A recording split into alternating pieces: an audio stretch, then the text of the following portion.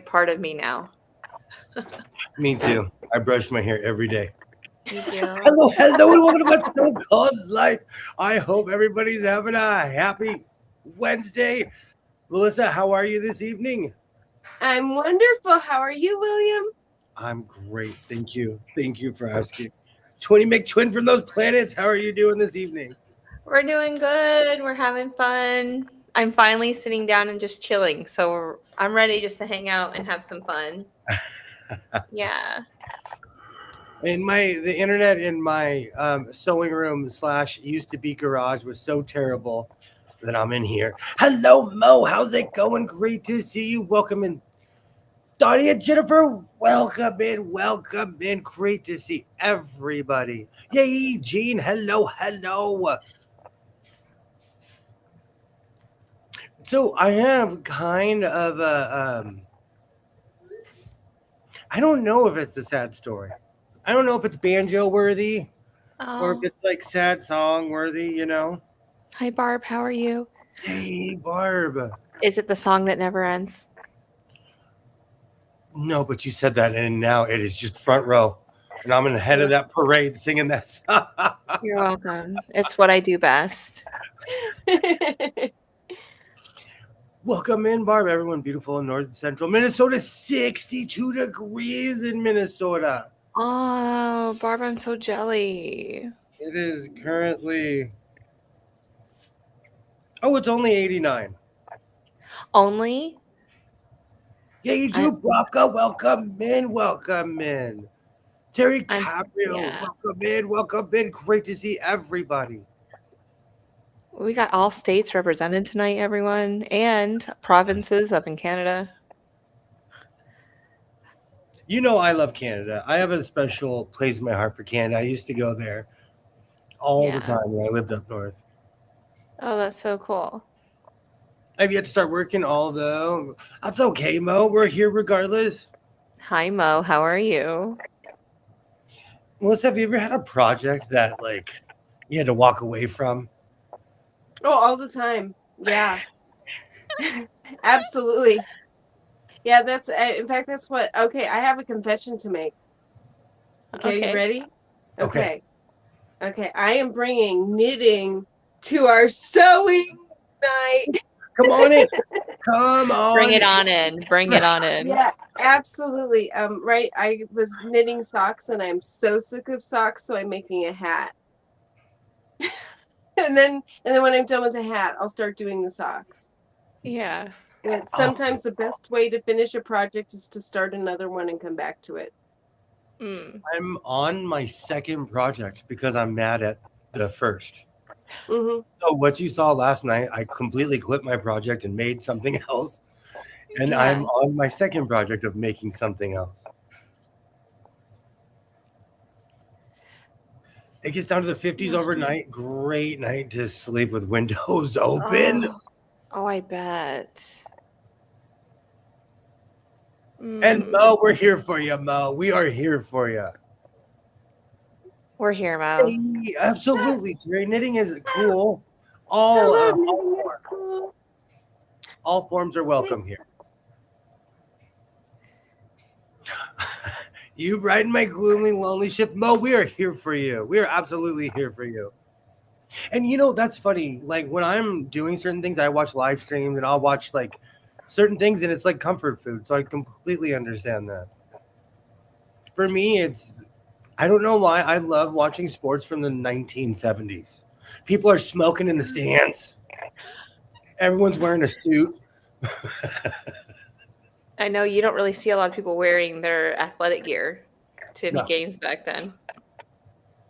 That almost didn't happen until like the mid 80s. Yeah.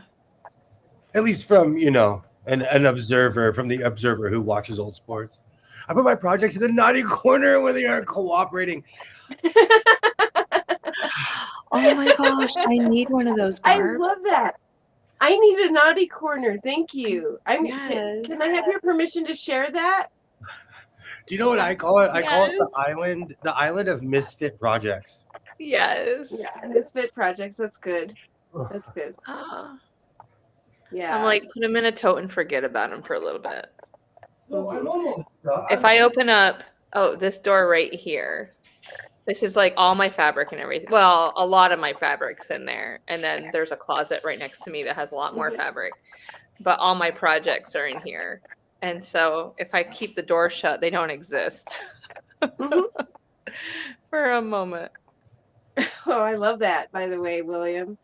Oh my gosh. I've been fighting this for 4 days. I've been fighting this for 4 days. Yeah. I'm gonna move my chair in a second. Yes. And Chris, great to see you. Hi, Chris. Hammer and Hank. You know what's funny, Mo? I did massive reports on him as a kid. I know he's from Mobile, Alabama. He had the record up until the steroids era, as far as home runs, I wonder if he would still have it if it wasn't, for a lot longer if it wasn't for the drugs that were introduced into the athletic, department of all the sports. I just like to think of it that they did it without any help. Yeah. The other guys, that's why it's so weird when I watch the 1970s sports, because they're not the same size as people are now. Like now the guys are huge. Even in football, the guys are like my size. Yeah, they eat their spinach. Yay! Yoda. Difficult is this project. Oh my Kicked gosh. my butt this project has. Oh my gosh, you never talk like this. Is great. I love it. There's more to this though. I do. You know what? All right. William is monk mode. I was about to get one myself. I know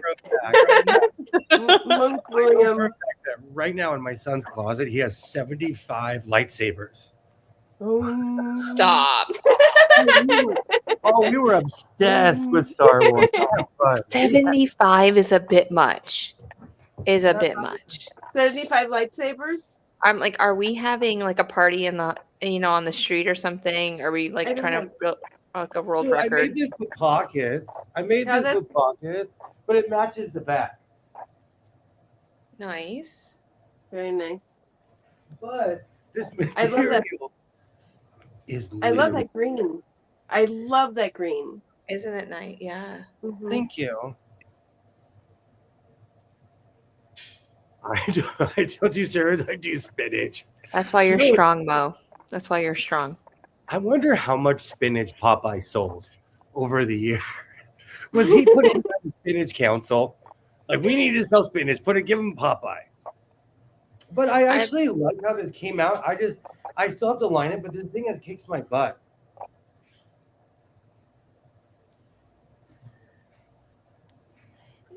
So sometimes this project. go ahead. Please. No, please go ahead.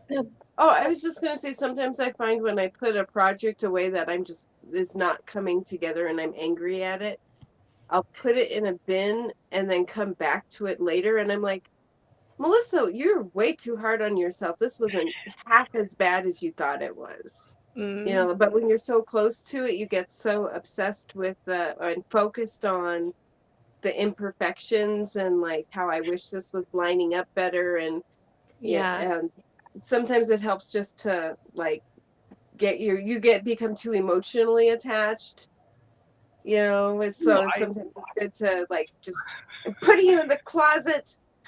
You're gonna stay there. Regret, it's time to quit. At least for that moment,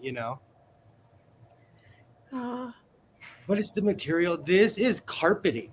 This is literally like a carpet. I think the weave wasn't as tight as you're used to. It was like a lot looser, so it was pulling for you a little bit more. Too much. That's what I'm going to go with. I'm going to stick with that. Yeah, it reminds me of Gandalf.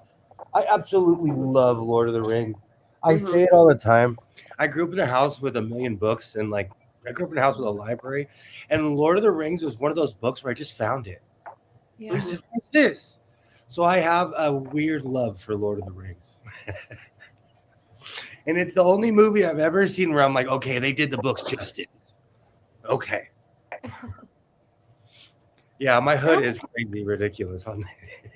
I don't know. The Hitchhiker's Guide movie, if we're gonna get nerdy movies, that I came into it like impressed me because I've read the books and listened to the original radio series on cassette tape, and and then watched the BBC TV series and like all the forms of Hitchhiker's Guide to the Galaxy. And when they did that Hitchhiker's Guide movie, I went in like, you need to impress me. And I was very impressed. And I think that's at the same level of Lord of the Rings as far as nerddom impressed me, and I was very impressed. The Hobbit too. I own the BBC version. So you liked the 2000s version just as much as the BBC version? The 2000s movie? Yeah. I wouldn't say just as much. Okay. I would say I was not unimpressed. I own both. I actually Hitchhiker's Guide to the Galaxy, the 2000s. It's on my rotation of movies I fall asleep to. That and any. Hey, Liz, welcome in. Great to see you. I totally had people in that hood. The problem is when I wear that hood, it draws attention. People are like, "Is there a wizard? Why do we need a wizard?" What's going on right now? So I'm fighting that project, but I'm working on something else. Yesterday, in my meandering and wandering around, I found a quilt with, I want to say it's Hawaiian print, but it is Hawaiian print.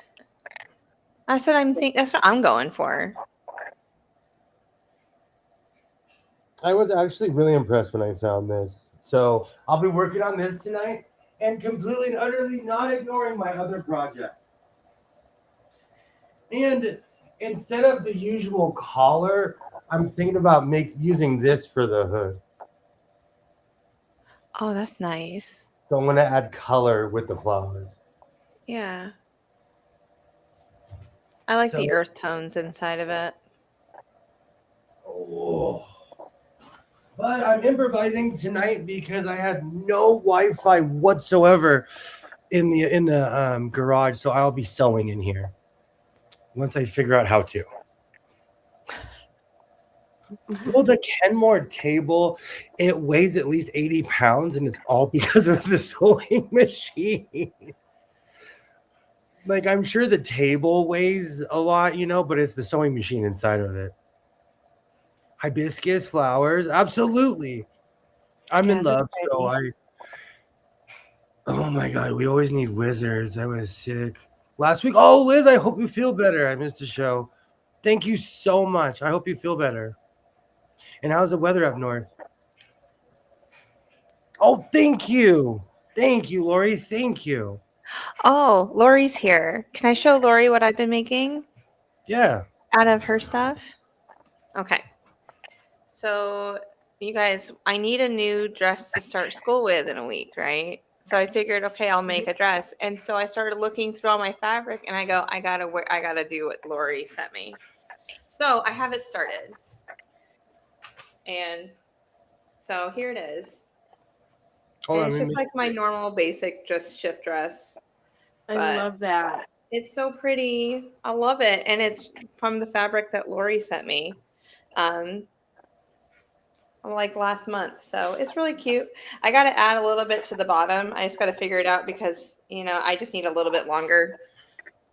Being 5'7" and a teacher, I just can't be showing off everything.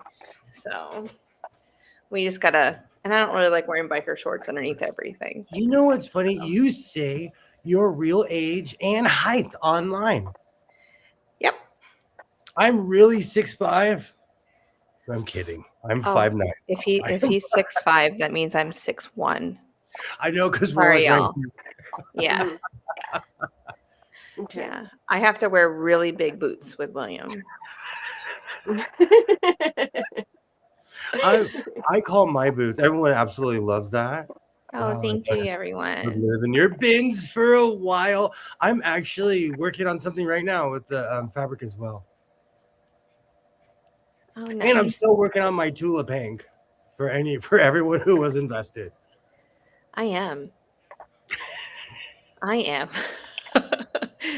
just haven't said anything about her yet because I was like, It's too busy smoking cigars and hanging out with wherever they went in Pinocchio. And that one scene that scared me when I was a kid, when they're all smoking cigars and growing donkey ears. It's hanging they out. went to go see Dumbo. Yeah. That was another movie that traumatized me as a child. Yeah, Jiminy Cricket said, "Follow me." Dumbo was traumatizing. Oh, Dumbo was. I remember looking at my mom like, "Why did you bring me here?" And so was Bambi. Worst. The Oh, worst. Bambi. Yeah. That was the first movie I've ever seen. Yeah. In the theater. Absolutely.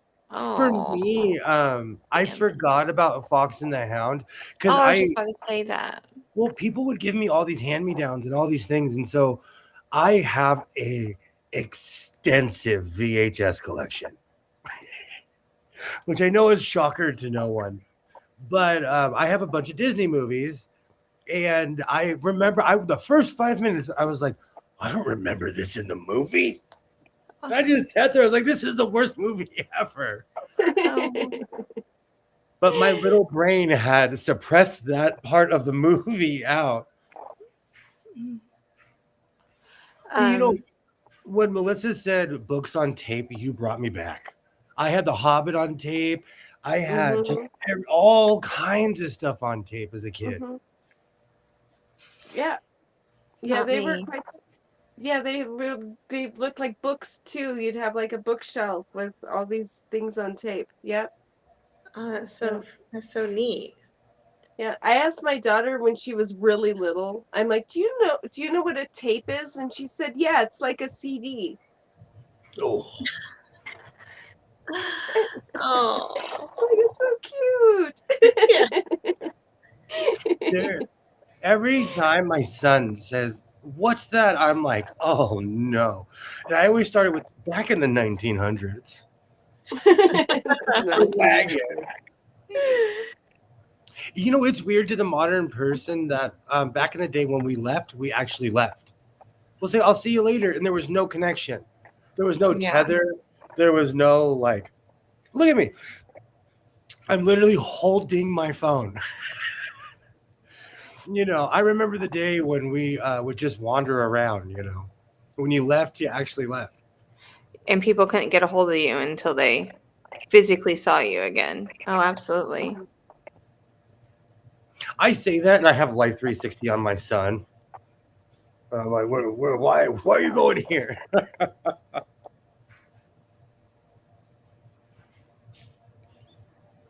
Where are my notes? Oh, I was going to bring the disclaimer back, but I completely forgot. Oh, can I give a public service announcement? Please. Okay, but if you give an announcement, you have to sing a song, right? So we're going to go announcements. Okay, if you're here, please like this live stream that is happening right now. Let me do that. Yeah, so and then if you haven't subscribed to William and to My So-Called Life, also please subscribe because it, like I say it is fun and you are awesome. Yes. There you go. Absolutely. Public service. I was gonna do that last time I was on, and then I forgot it. I'm like, I forgot. I even had a song written. Hey Diego, I wanted to bring my disclaimer back just because I like reading it. Okay. Hi Diego, how are you? We had to find ourselves without Google. Back then it was brutal. Okay, I was a map guy. I always had a Thomas guide. Does anyone remember the Thomas guide? It was a book with maps. Oh, like an atlas? Yeah, but it was like, it had, you know, each page had a different part of the city. Is it like a gazetteer? Maybe. Probably, you know, it's probably the same company. It was just a book that you'd keep in your car. Mine was like this big. I was going from state to state. I wasn't going from town to town or city to city. I was, me and my apple seeds. Just trying to spread love. Apple seeds. That is one of those old tales. If you ask somebody who's Paul Bunyan, who's Johnny Appleseed, who the average person nowadays would not be able to answer. I mean, we do talk about it in second grade because we talk about meanings and everything of different stories, and it's part of our curriculum in North Carolina. When I taught second grade, I had to teach all of that. Good to know. But yeah, it's just. But if I was to ask kids right now, and every teacher is different, so they might not go through the same stories that I said and read to my babes. But yeah, I mentioned somebody, Davy Crockett or something, I don't know, and the kids just looked at me and I could see the crickets. I was like, "Oh, okay, let's educate you during math class." Do you know, every time you say that, I hear the Davy Crockett theme song from the black and white TV show. I'm waiting for my coon hat. You say that, and just send it to my grandpa. He'll skin it for you. I've seen them up close. And make me a hat. The raccoons around here have dandruff. I wouldn't wear. I'm totally gonna get you one, like like taxidermy. Is that what it is? Yeah, That's exactly. I'm gonna get one for you. Remember the AAA planners? Yes, and they plan the route and give you booklets and maps and coupons. Wow. I remember that. I do, because my parents could care less, and I'd be like, "Let me see that. There's a Motel 6, a Hotel 8, and blah blah blah up the street."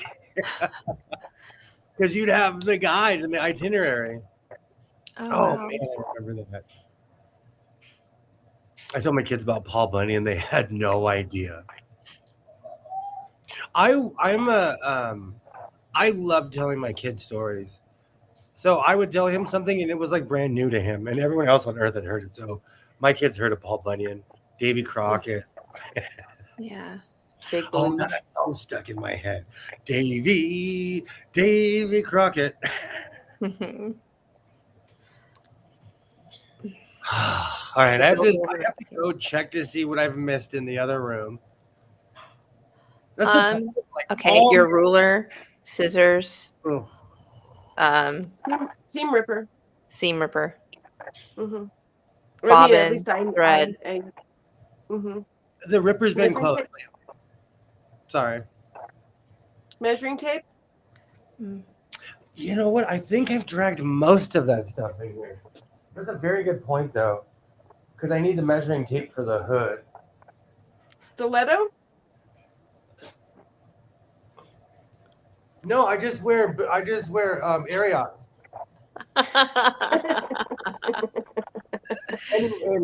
and if anyone has a stiletto in a size 13, I will gladly break my ankle on stream because I've never worn any of that. Let's go 13 and a half. In case they're a little thin or a little narrow. I would break my ankle. I had goth boots, and I felt like I was going to break my ankle because all of a sudden I was 6'1". Do you use a stiletto when you sew? Am I the only one who does? Do you use one, Jess? I do once in a while. If I'm doing curves, I use my stiletto. Yeah. Okay. Is that? Do I? I'll go grab it. I'll go grab it. It's right here. Okay, Melissa has it right there. It's a tool that helps us guide our fabric so our fingers don't get stuck underneath the needle. I have a bunch of those. Okay. Yeah, I have 3, and I know where they are in this room. Oh my gosh! It's one of my most used things. Yeah. I thought they were meant just to protect yourself in the sewing room. I mean, you never know. The sewing goblins are real. Yeah. I have a hooked one too. I have one because there's one. I watched this one YouTuber, and they don't say a word, but they'll make a coat from beginning to end in 8 hours. They will film every process, every button, everything. Wow. And they use one, but it's hooked. Interesting. So I knew what it was. I just didn't know the official name of it. They're also called an owl. An owl. AWL. Yeah. I've heard of an owl. Not owl as all. But not all. Yeah. As in ALL. You gotta say it like a Southern person. Owl. Yeah. Yeah. You gotta put that W in there. Owl. I got W's in my chat. W's in my chat. I have introduced Jeff to the bottom of the internet. Our scrolls in the late evenings are just interesting.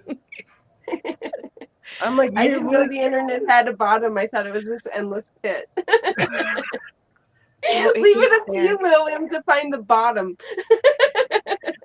No, it's nothing racy or anything. It's just I know. But when I watch certain people, I use a stiletto all the time. Owl is a terrible word. Owl is A-L-L. No, all is A-L-L. All. Is this like Live and Live again? Salmon. Okay, Salmon. So let's just make it easy and we'll call it a stiletto. Okay. It's a stiletto. It's that pointy thing. The pointy thing. The thing I've been ignoring this whole time. The pointy thing that's not a pin or a needle. That's right. It has a handle. Mm-hmm. The pointy handle. I use a stiletto to upstitch. How's it going, Grant? Welcome in. Hi, Grant. Interesting. To unstitch, huh? Unstitch. Yeah. I've seen people use them all the time. I watch sewing around the world. So people use them. I just didn't know the name of it. I guess if I didn't backstitch, I could do that too, Grant. I'm a backstitcher. Interesting. I'm the same person who bought this rotisserie thing where you stuff sausage just because it was the same color as my grasshopper. And I was so convinced it was for a sewing machine that I convinced the lady at the counter that it was. I was like, it's the same color. And she's like, you're right. It probably does. It's probably for thread. It was literally for stuffing sausage. So I'm not even going to sit up here and pretend. And every time I go to that thrift store, I'm like, man, they should really research what they have. I have no idea, but confidence. I had no idea, but confidence. I think I need to get you sausage casing. It's the same color as my Elena grasshopper. Oh my god! It's John, and it was my first one because it was like brand new green, so it was John Deere green, and it's a green sausage stuffer that I bought. Wow! Oh my word, William, that is funny. It's sausage.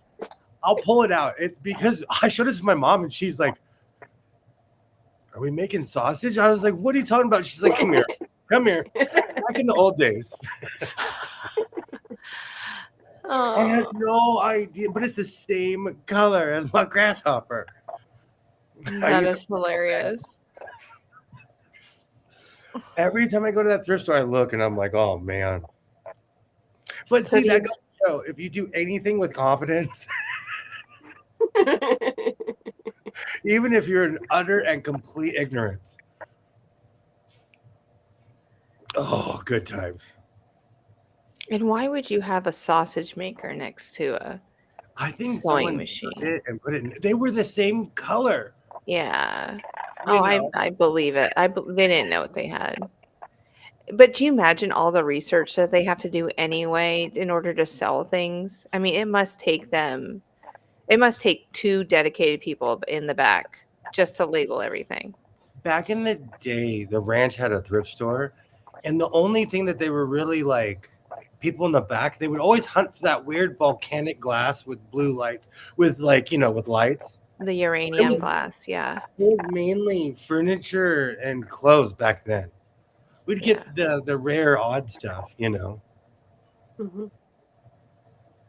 But we didn't get any sausage stuffers that looked like an Elena, that it went to an Elena grasshopper.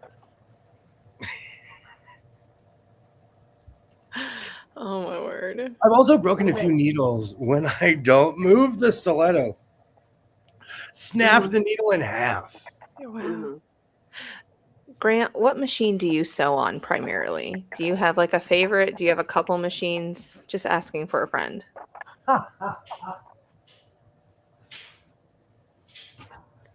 No, eventually. Well, no. I am going to save for my HD9. Maybe in about 2 Christmases I'll be able to afford it. But I just got to get some things together first.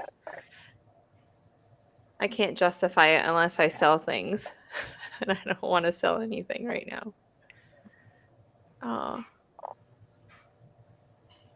But man, I'd love to have one. And a table. I just rip through some clothes. Let's do it. Mm. Oh, you have a new machine behind you, Melissa. No, I haven't seen that one before, I don't think. This is the I'm just sitting on the other side of the room that I did than last time. Oh, okay. So I do most of my sewing on my Kenmore. Yeah, But that's the one I remember. This is her name is Sylvia. She's a Bernina Activa 140, and I have her formatted to do free motion quilting, and that's all she does. That's all she does. Sylvia. Free motion.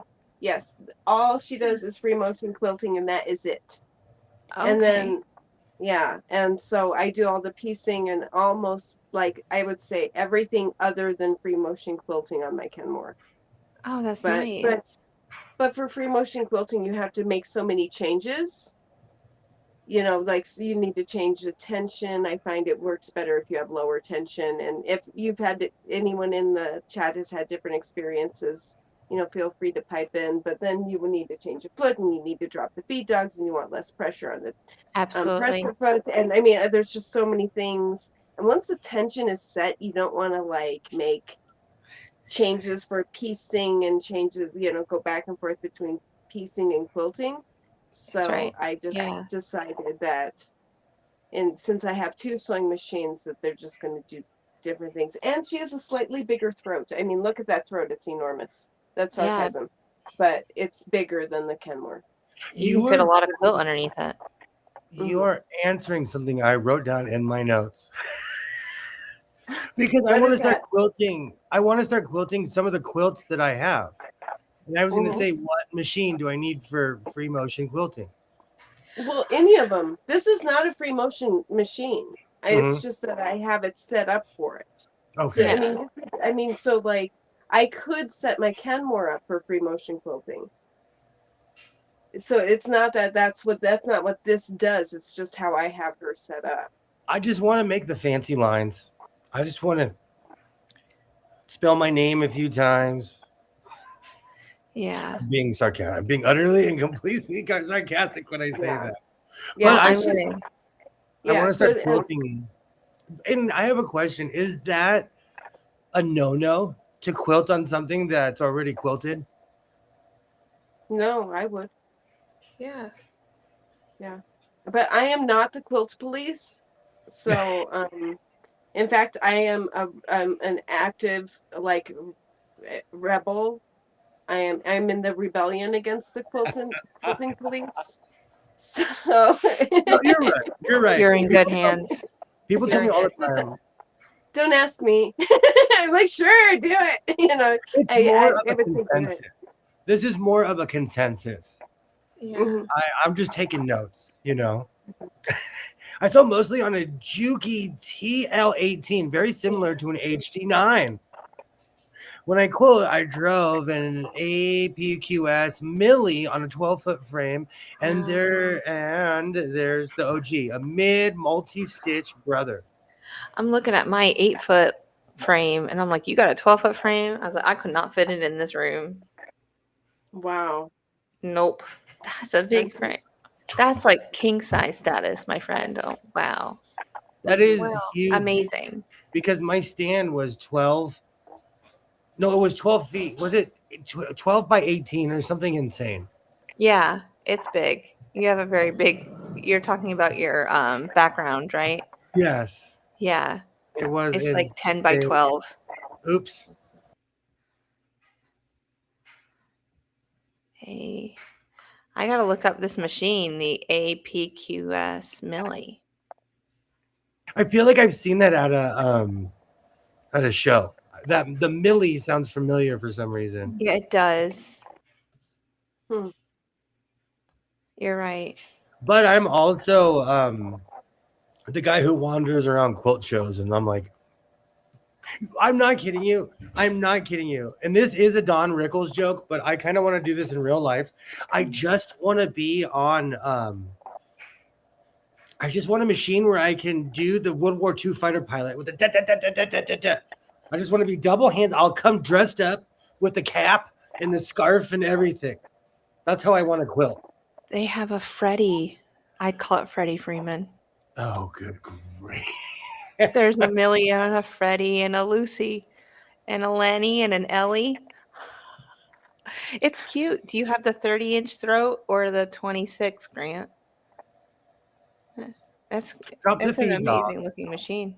and add a darning for the free motion. I can do that. I have many machines that darn. Darning foot. Yeah, darning foot. In fact, here. What is that? On my Husqvarna, a Viking Sapphire. I have one of those. Yeah, I have one of. Oh, Yeah. The darning I foot. do. Yes. I didn't know that's what it was called. I call it my quilting Yeah, foot. the circly thing. Yeah, that's. Yeah. Yeah. Oh, I'm not kidding you. I am this is why I love coming online, because I need to learn these things, especially because it's something that I want to do, and I knew I had the tools. I knew I had the tools. You also have a plethora of sewing machines, and you could pick one. You know, you could pick one and then like do your research, and then some of it is just trial and error and like playing with the tension and just tweaking it a little here and there. You know. I'm definitely driven by the DIY spirit, and something told me like, hey, I can do that. Mm-hmm. Totally. And then another thing is, and so there's like differing camps on this. Mhm. So for those of you out there who do free motion quilting, I do a lot. What's really critical in that is the gloves for me. So I use the gloves, and I find that they're like grippy. And so talking about using things that weren't designed for that purpose, these are actually gardening gloves. Mm-hmm. And I find that they have like better grippies than the quilting gloves I've used. And then I find that I also blow out the quilting gloves really quickly. So, and if anyone has any quilting gloves suggestion, I would love to hear. But right now, my $4 Perfect. nursery. You go to a nursery, $4, or back in a couple years ago. So who knows what they are now? But they shouldn't be expensive. No, they haven't gone up too much. Yeah. Talking from Lowe's garden experience. That's all I got. Okay. You But are an expert. I'll be there Lowe's. tomorrow morning. I'll let you know what the price is. I can see I know exactly where they are. You know exactly what they are. And I find they work great for free motion quilting. And they're grippier than the quilting gloves. They have bigger grips, bigger rubber grips. Because it could be hard on your wrists. Exactly. Thinking about not using traditional quilting like tools and things. You guys, it is back to school season. So just be looking on the lookout for all those sales that are going to be coming up in the next month back there. You got your graphing paper, colored pencils, crayons, all that stuff that you use to design with and think through your projects, friction pens, all that stuff. It's going to be on sale. So I will try to keep up on that for you. I always wanted to do a video where I just walk into Walmart, walk into the dollar store, walk into like a hardware store and go, look at all this quilting stuff. It's so exciting. And like compare it to like the name brand stuff and go, this is how much money I saved, y'all. Especially as a new quilter. You want all the things because you see all your friends having all the things and you don't think you can sew without all the things. But there's a way around it.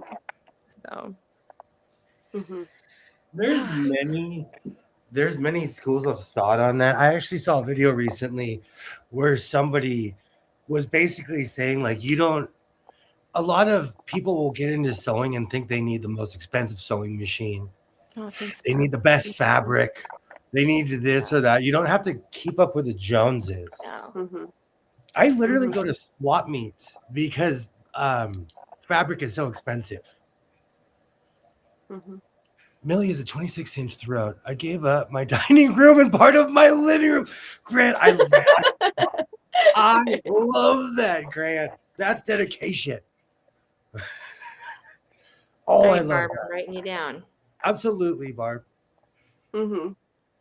Shtick quilting. Is it Jessica Shtick Quilting by Design? Yeah. Awesome. Yeah, I got it. Back to school already. Yikes. Gonna miss summer school, but love the sales. Hey, OGs and RCs, how's it going? Welcome in. Welcome in. I start next Thursday. I don't know what to tell y'all. You're really gonna miss me. Well, no one's really gonna miss me. I'm still gonna be here, but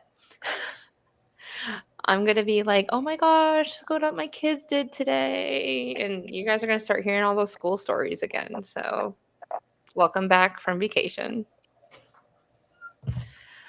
It seems because William picks on me with how many jobs I have. You have 11 jobs now. It seems really early to go back to school, doesn't it? To me, I work at a charter school, so we start at the beginning of August and we get out in the middle of May. So, yeah, May 16th is when graduation was last year. So unfortunate for my son. His birthday is always the first day of school. Every year. Aww. And if it's not, it's like the weekend of, or it's like first school is always around his birthday. Which brings me to my latest gripe. I teach 4th grade math and science, Barb. With tax, I paid $85 for Converse shoes. 80? Wow. With tax. I don't know if that's a good price or not because I've never really bought Converse for my kids. Didn't really want them. They were like $15 in the Stone Ages. 20, 25. Oh, here comes my train. Do you hear it? My son, I will never turn him down, but I was like, you've got to be kidding me. Shoes have become crazy. Yeah. At least the brand name, because I will wear a knockoff. You know me, I will wear the spikies. I will wear the fake shoes. I do not care. I when I was a kid, I would always get boots or something from Payless because I didn't care. Oh, Payless was something in my life back in the day. No, I don't spend a lot of money on, my sneakers I do. I have Brooks sneakers and they'll last me for like 3 years and then I'll get a new pair. Is that a crazy price or am I just being an old miser? I mean, I spend almost $200 on my sneakers when I buy them. But aren't they canvas? When you say Converse? Yes. They're the old Chuck Taylors. Okay. I think it's high, but I'm also disconnected and, don't buy. Yeah, I went. I got them from Amazon. I don't think I bought Chucks since, I don't know. Same. That's why I'm saying, like, last time I checked, they were, it's same with like my hats. When I was a kid, a fitted hat was $19. And now they're $45 to $52 for the same hat. So things have inflated over the years. Crayon colored pencils, 97 cents are at Walmart too. I go off with composition books and pens and all kinds of stuff this time of year. Me because too. everything's like $1. I'll never spend over $30 on shoes. I paid $170 for leather sandals on Monday because I need arch support. Oh, if I was in the garage. My everyday wearing boots were $120 4 years ago. I won't say how much the snakeskins were because that's just disrespectful. How much money I paid for them, but I won a bunch of money in Vegas because when somebody was like, "What's this Buffalo game? What is this Buffalo?" Oh my goodness, is what So I happened. won a little bit of money. Like Hundreds. I did. And it paid hey, I paid for those snakeskin boots for you, with my finger. No, I'm just kidding. You paid No, for it. the next night when you left, I won almost $400 on Wheel of Fortune. Yeah. There you go. Don't gamble. It's bad. it's bad. It's bad. It's bad. If I lived in Vegas every week, I would go to Gamblers Anonymous.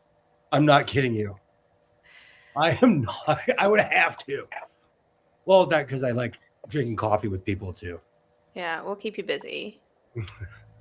I'm pretty sure I'm cursed when it comes to gambling because I've never, ever, never, it doesn't matter what it is.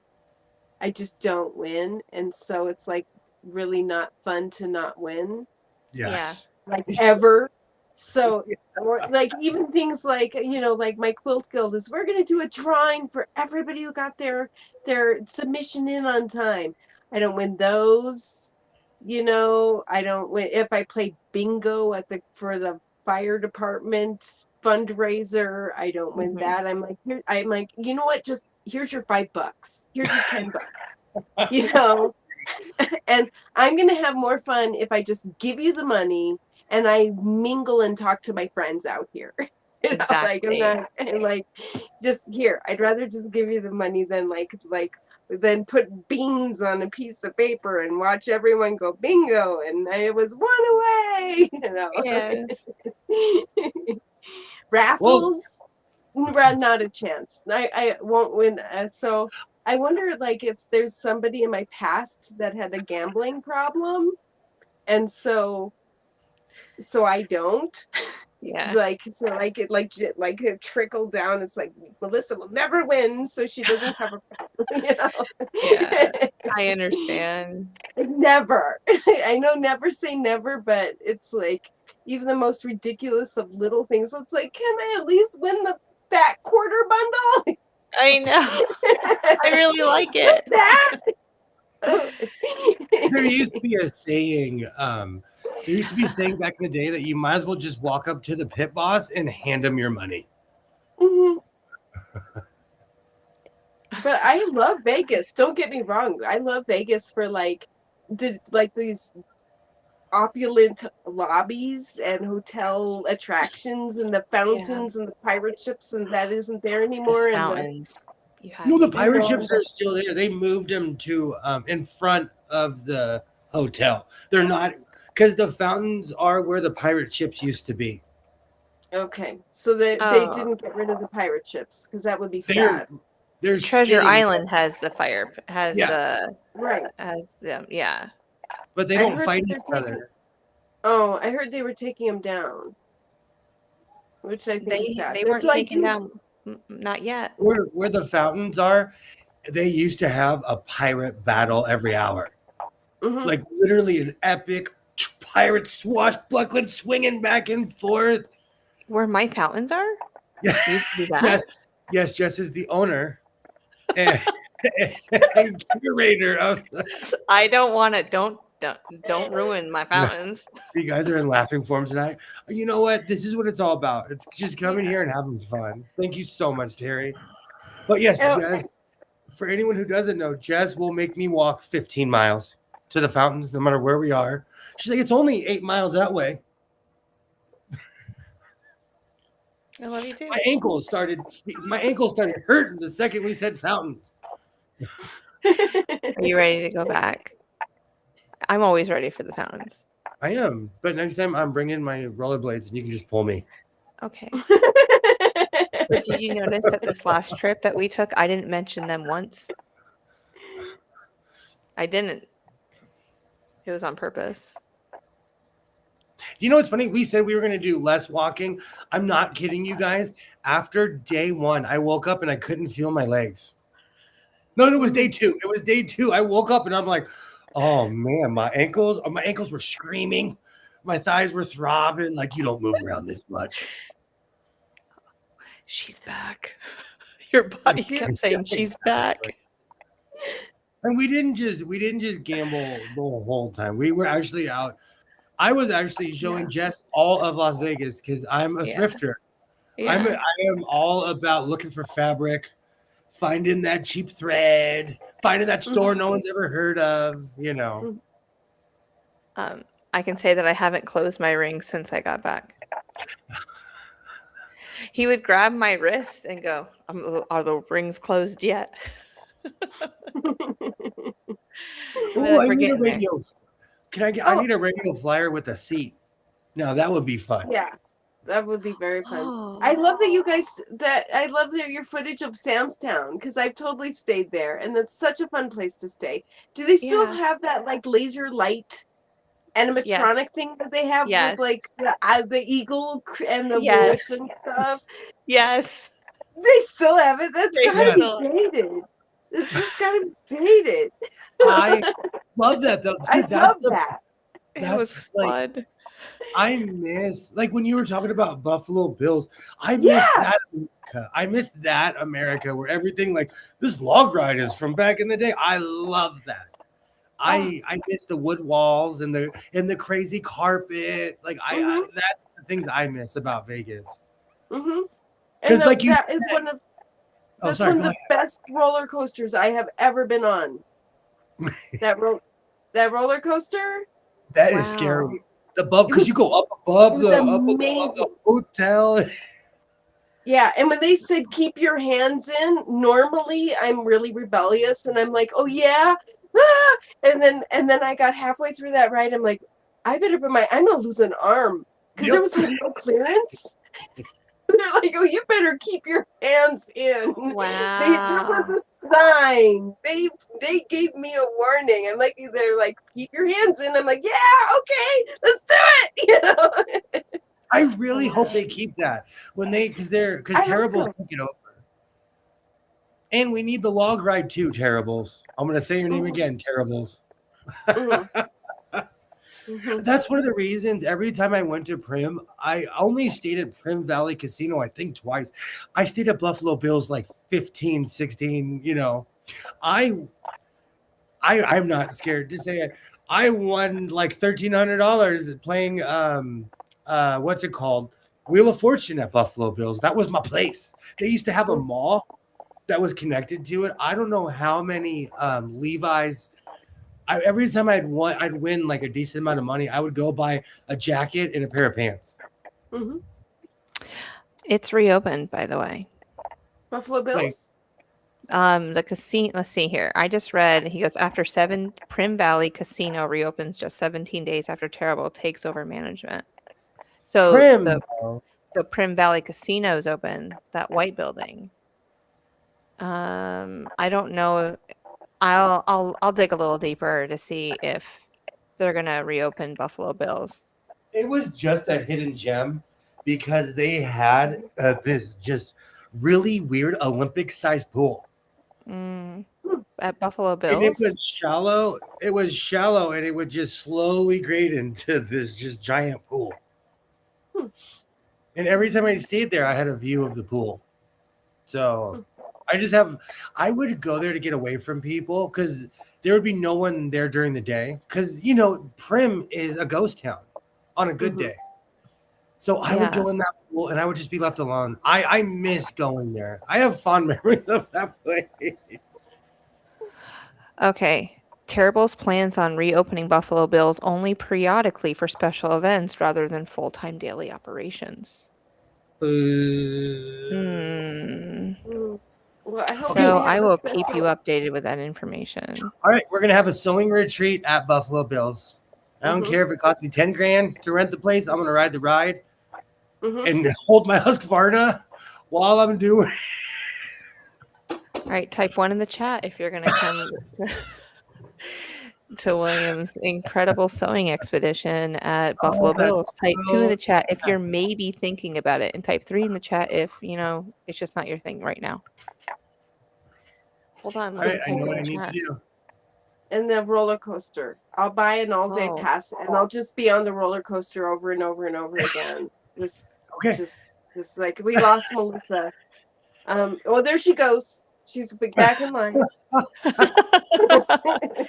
See, but you don't have to get off because you're going to be one of the only ones in line, probably. I'll be let's do it again. I'll just go back and forth between the front and the back. The very front and the very back. And then I'll be back in the very front. Yeah, I have to ride in the front. I grew up near an amusement park, and we would do that. Yeah. We would okay, we're going to ride in the front, then we're going to ride in the middle, then we're going to ride in the back. In Charlotte, they have a wooden roller coasters that if you go on one side, it goes backwards, and if you go on the right side, it goes forwards. So there's 2 trains that you can take.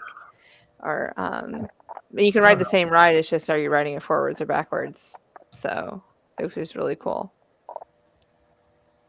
Oh, Susan, I am so sorry. My aunt passed away unexpectedly yesterday on Tuesday. I am so sorry. It is the worst when someone that you love passes away. It is absolutely the worst. I am so sorry. Are you doing okay? Yeah, exactly.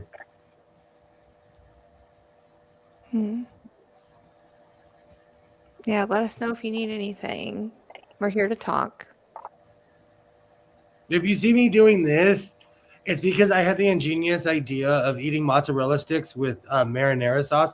I'm allergic to tomatoes, but I still eat pizza. I still eat like things that I shouldn't. And instead of I call it a low level allergy, but I start itching. So if you see me doing this, it's because I had marinara from breakfast, basically. Because you have washed that jersey. Yeah, sure. You betcha. You haven't washed that jersey since it came? I am so sorry, Susan. Absolutely. I am so sorry. Yeah. Teaching how to make quilts and bags. Oh. I am so sorry. I understand. I really do. Within like a year and a half, my grandmother and my father passed away. So I completely understand. And both of them, it was like around Christmas time.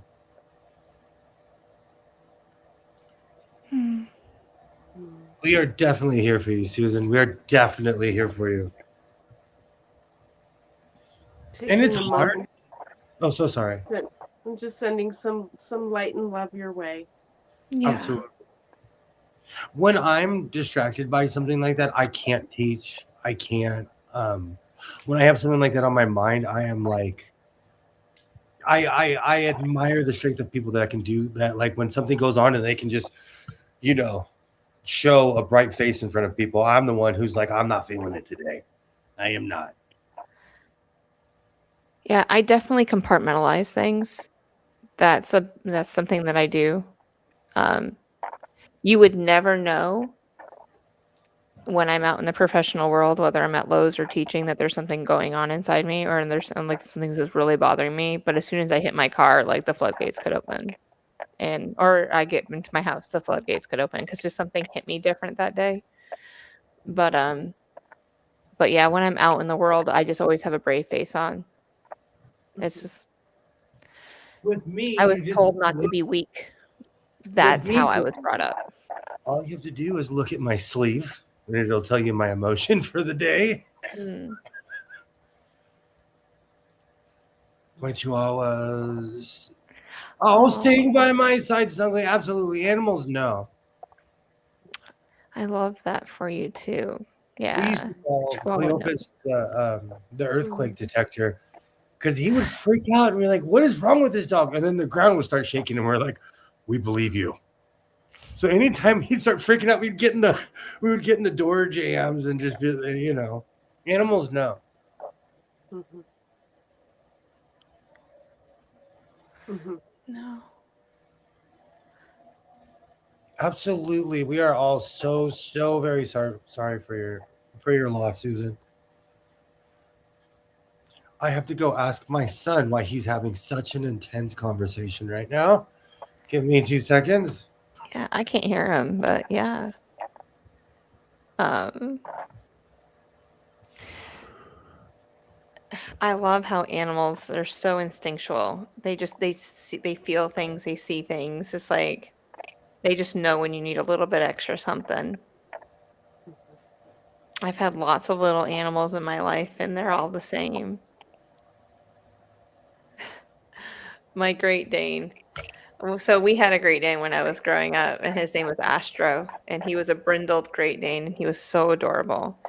And one of my favorite memories of him is that you just be sitting on the couch, and and my stepfather could be sitting right next to me, and we're just like chit chatting, or he's helping me with my homework or something like that.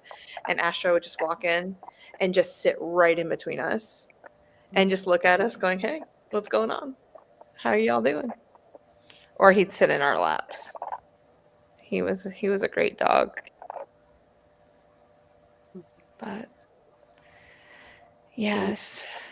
Chihuahuas are a special kind of sassy. I have a long hair Chihuahua, and she's just a sassy. I'm not sure if yours is like that, Susan, but mine is just a diva, would be the word I'd use.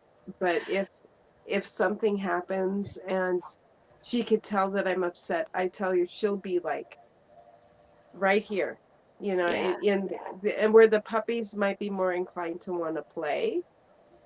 I think part of it is that she's older, but Chihuahuas are pretty intuitive.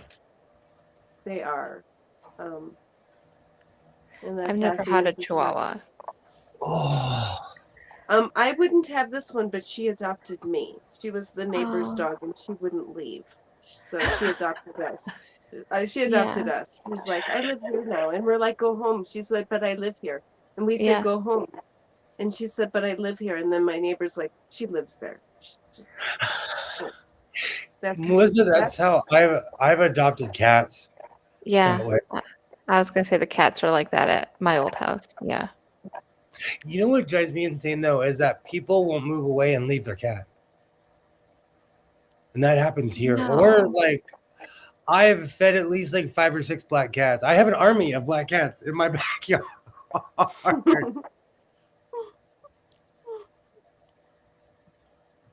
They're Absolutely, truly Susan. chihuahuas. Oh, It's an an apple apple head head. chihuahua. I had a min pin, and that was the most drama driven, angry dog in my life. And min pins think they're full pins. Mm. Miniature pinchers think they are the big pinchers. Mhm. Have a great night, Barb. We'll see you soon. Thanks for stopping in. Barb, thank you so much for hanging out. Thank you so much. I truly appreciate everyone who spends time with us. I know it's late, and for all my people who don't sleep, I'm here for you. I am here for you. But us East Coasters, we're trained now. We've been around for a while. You are on West Coast time. Oh, my whole life is West Coast. Even when we were It's hanging West out, Coast. I was like, wait a minute, it's like 8 o'clock to you. It's still early. I'm stretching. I'm like, it's 5 o'clock in the afternoon. Yeah. The only time I've ever experienced real jet lag is when I've gone on the other side of the globe. It's the Mm. only time I've been like, oh man, everything feels different. Yeah, I've never experienced jet lag.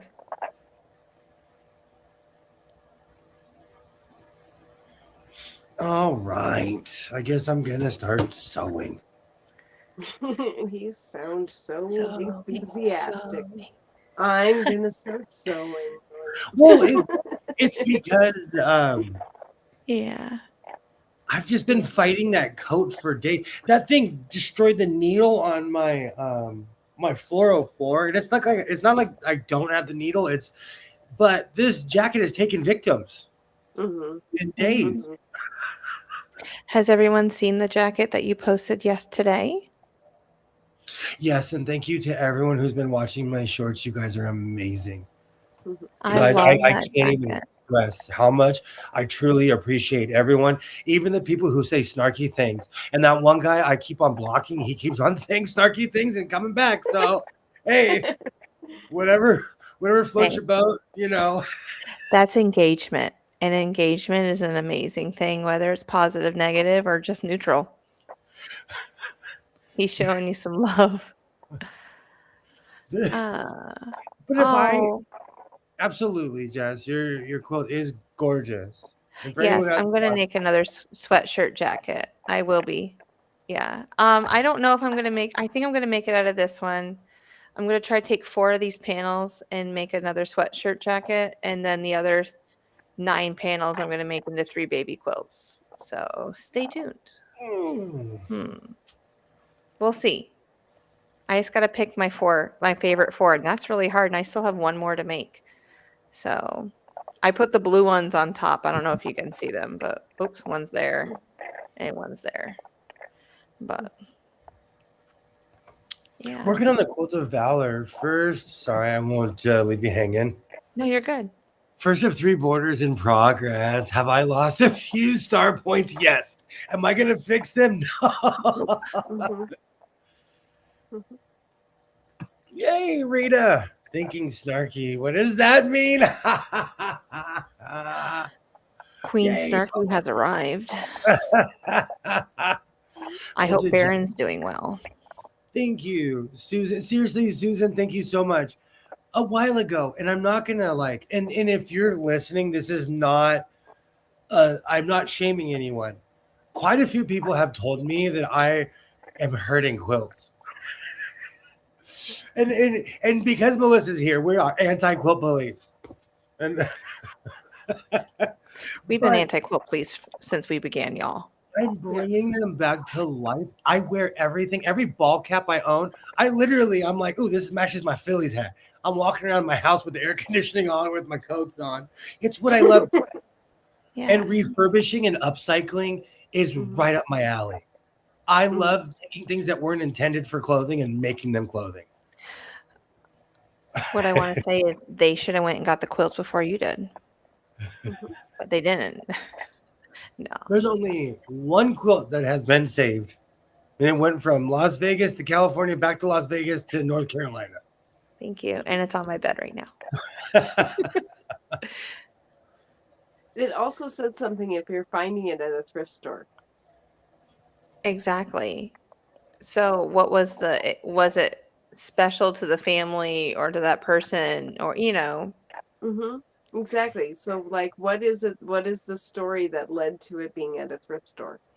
Very much so. The person who donated probably just didn't understand what it was. I feel like that. I feel like that all the time. Back when I used to obsessively collect sewing machines, every time I'd find a really vintage one, I'm like, they didn't know what they had. Especially, like, I own quite a few of what's called the Black Singers, for all the way from like 1800 to when they stopped making them. And I purchased quite a few for $10, $15, because people didn't know what they had. And I'm like walking to my car, like, are they still looking? Because I'm gonna run to my car when they're not looking, Did you read what she said? Supposed to close the lid on the chest freezer before checking for Rita. If you say that, your house is gonna you're gonna have a bunch of I just gave her eyes. I was like, Rita. Oh. I know this year is flying by. Pretty soon we're gonna have the Black Christmas tree talk again. Oh, it's coming out. I really do feel that you should put all of your Star Trek stuff on it. And that should be your Star Trek tree. Melissa, 2 years ago, I ordered a Christmas tree blindly on Amazon, and I received a black Christmas tree. And I opened it up. My mother was like, oh, send it back. That's a bad omen. I had a black Christmas tree. And then I refused to buy another one. And like 3 months later, a green one showed up at my door. Didn't you have the green one up last year?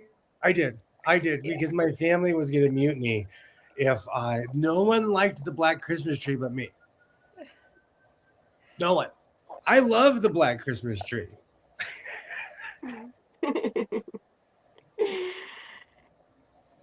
Oh my I know, goodness. Susan, right? Someone hit the pause button because I have to catch up. Yeah. Oh, there's so much quilting. Like, there's a couple projects that I really want to work on for shows this coming year. Like, I'm feeling it right now. But I don't know if I'll get them done or not. That's funny. Yes, I went in the kitchen and Bear was bent over in the chest freezer and the lid fell on him. There was a British comedy I used to watch. It was called Friday Night Dinner. And they had a million, they made me never want to get a chest freezer because of all the jokes and the situations that were in there. Growing up, we had a neighbor who kept a tree up year round, just changed the ornaments for the different holidays. I thought that was cool. Yeah. My parents one year got a live tree. I don't know. I was like 12 and they planted it and that thing was there until I left. I love the smell of a real Christmas tree. Yeah, I like spruces. They're water hogs and fire hazards. I say that because I don't need new plants. My money. Exactly. See, I'm addicted to plants. I don't need any new. This is only some of them. I have. This is I have quite an addiction. Yeah. Yeah. I have 2. No, I have 3. Because a student gave me a plant last year and it's still alive for some weird reason. It was a Gerber daisy. And I never took it out of the pot, but it's there. I don't think it'll ever bloom again, but it's green. And I just don't want to give her away. What are those plants behind you? What are they called? Which ones? The ones that are hanging. The spider plant? That one? I have one of those on my fridge. I just didn't know the name of it. Spider plant? Yeah. I have 3 different varieties. I know there's more, but I have 3. And then here I have another one. This one's easy to grab. I'll grab. Here, I have this one. This is a spider plant. Like that. Yes. She's really pretty. She's a pretty girl. Yeah. And then I have right here. She lives here. She's happy there. And I have this one here too. And it's different because it has that it's not variegated. It's a solid. Oh, okay. So that's another one that I have. And awesome. Yeah. And then I would show you the pothos, but it's climbing around. And I have purple heart and the taco plant and jade and the Swedish ivy. And then I don't know what that is, but someone gave it to me. So yeah, I have a variegated pothos plant, and it's on my sewing machine. And it's grown down on the sewing machine, and it's on the floor right now, going towards the door. And I'm like, oh, I'm gonna have to trim you back and make some babies out of you, and bring you to the classroom. So, Rita, I've never seen tumbleweed not in its natural form. That stuff grows by the pound here. We have tumbleweed everywhere, but it's just something I end up hitting with my car and regretting. I can't have plants in my house. Way too many are toxic to cats. Mm-hmm. Wow. Sammy, I need to know this for when I get my hairless cat. I do have a tip. I have cats too, and I have a pro tip for that. If you want plants and cats, if the cat starts showing any interest at all in the plant, put Tabasco sauce on the rim of the pot. Because there's something about Tabasco, and I'm telling you, Tapatio does not work, Cholula does not work, none of the other ones, like Tabasco is especially effective. and there's something about the cayenne and vinegar that repels the cats. Okay. Absolutely. Yeah, it's cat repellent because I have cats. I have 3 cats, and the pothos is absolutely poisonous.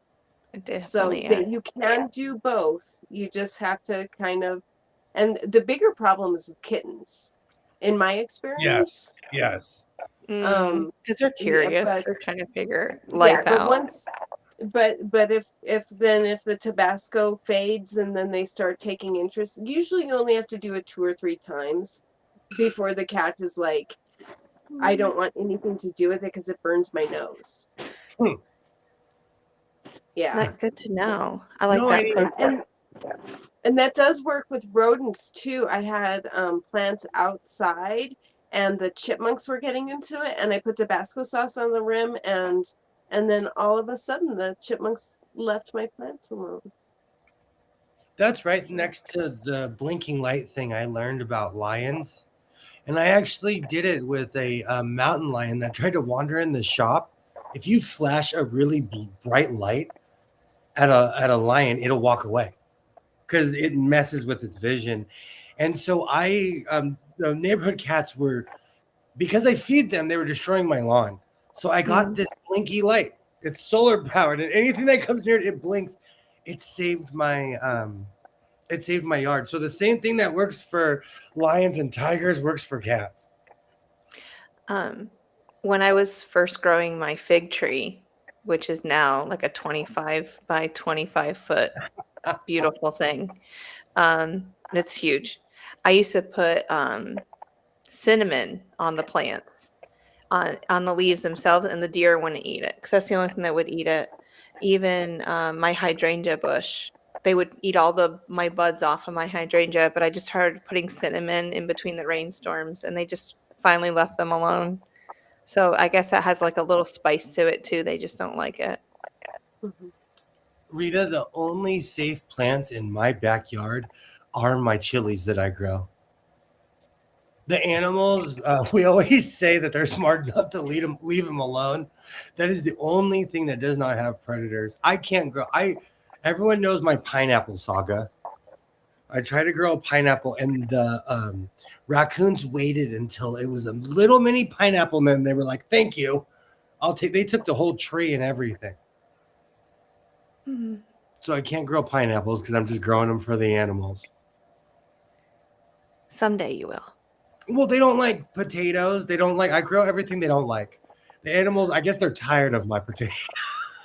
You're gonna have to bring a potato plant with you if you ever move. I told you that crazy. I told you that crazy thing about the Cheez-Its. I was like, wow. So my son left this huge things of Cheez-Its on the patio. Oh yeah. My backyard is literally the wilderness. We have skunks, possums, and raccoons, and birds. Not one animal touched the Cheez-Its. So whatever is in, whatever chemicals or whatever was in the Cheez-Its, the animals wouldn't even eat it. And that's a bad sign. Like if the animals won't ingest it, maybe you should not. That's what I told my son. Yeah. The pineapple I was growing, the Gila monster lizards got them all. Oh, Rita. I do not live in Arizona. Short of like building my own greenhouse with a locked door and a cage. That's the only way I'd be able to grow those things. Yeah, but you're gonna need like a really good sunshade too for certain parts of the year. That greenhouse will get too hot unless you ventilate it. I feel like that about certain. I feel like this year it's been like certain things didn't grow because it was too hot. Because I have to cover certain plants when it gets over 100. With the exception of one plant, nothing bothers the mint. I have very strong mint. I have mint. It is relentless. There was a neighbor that I don't even like this neighbor, but they walked by and took some mint. I opened my door. They thought I was going to say something mean. I was like, Take more.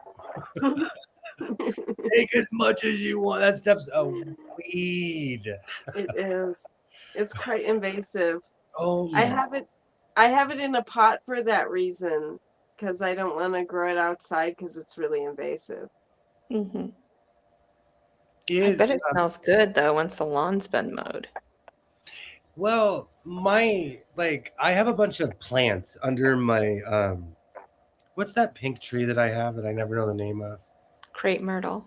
Under my crepe myrtle, I have all these plants, and over the years, the mint has just taken over.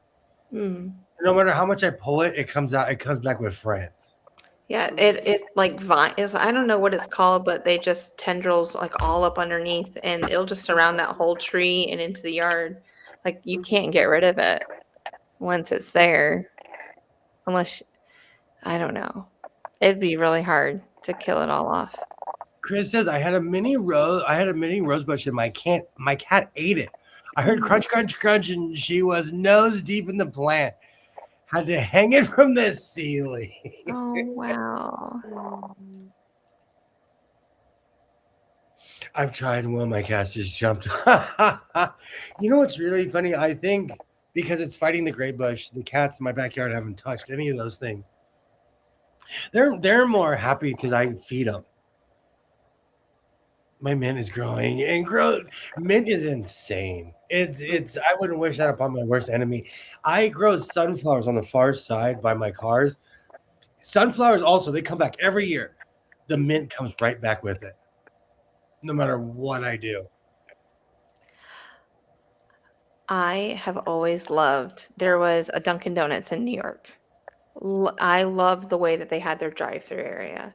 Every type of sunflower you can think of was there. It was like sunflower heaven. You should see all the bees and the butterflies and everything. I was like, this is what I want.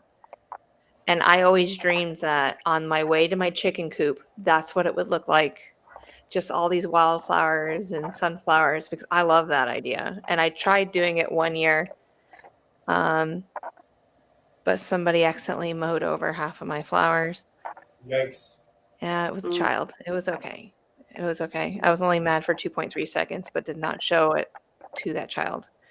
But I was upset.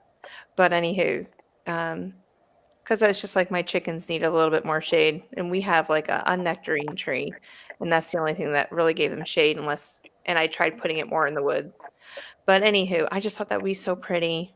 And then just to let them, after everything died down, let them scratch around there and eat all the seeds and stuff like that. So, when how many chickens do you have? When I did have chickens, I had up to 8 at one time. I incubate chickens at the end of every school year as part of my classroom project, and we'll incubate up to 48 eggs, and we have about an 85% hatchery rate. So it's fun to watch all the kids have their own little baby and play with it. And we go outside to the soccer fields and they just chase them around. And I said, just leave them alone. But they don't really understand that. But yeah, you can go back on some of my old shorts and see the fluffy butts. But it's fun. I'll look it up. Yeah, you'll see it this year.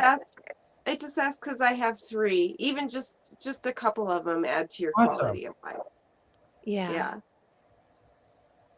Oh, yeah. Put the fluffy butt counter back to 0. It's been a while since I've said that word.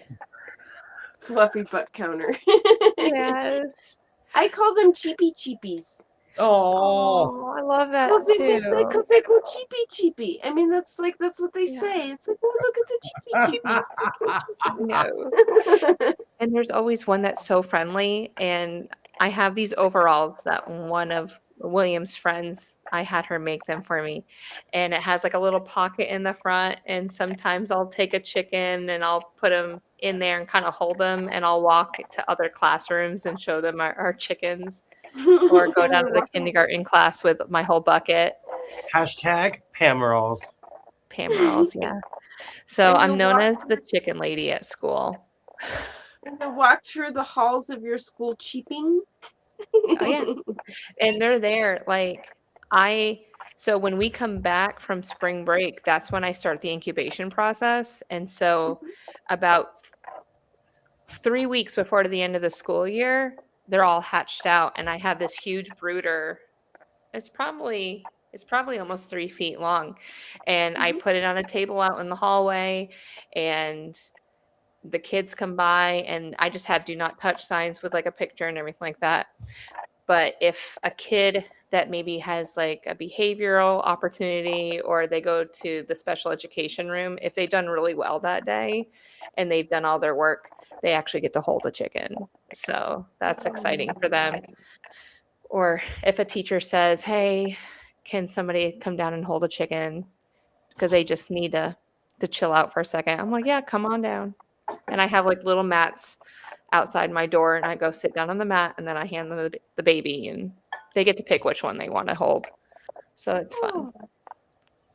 Yeah, I've had up to 42 chickens at one time, and I was like, I'm never doing that many again. But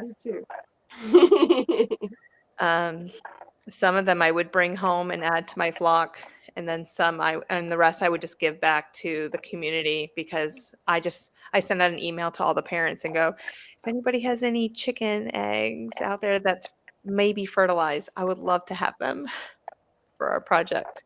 So I get a lot of you're eggs always that way. welcome here.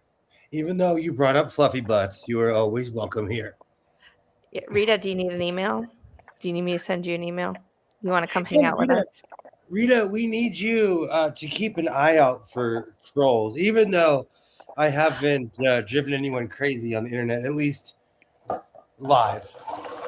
I do crazy comments lately, and I just want to say, if you don't like something, like my grandma used to say, move on.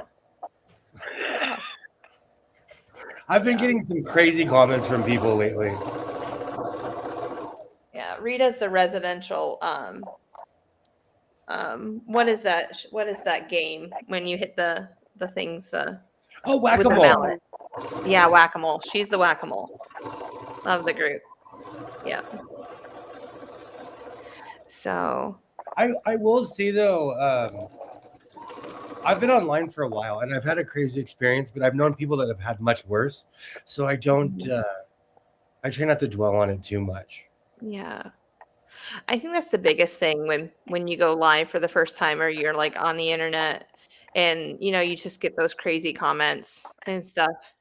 Just make sure that you have moderators that can bot people.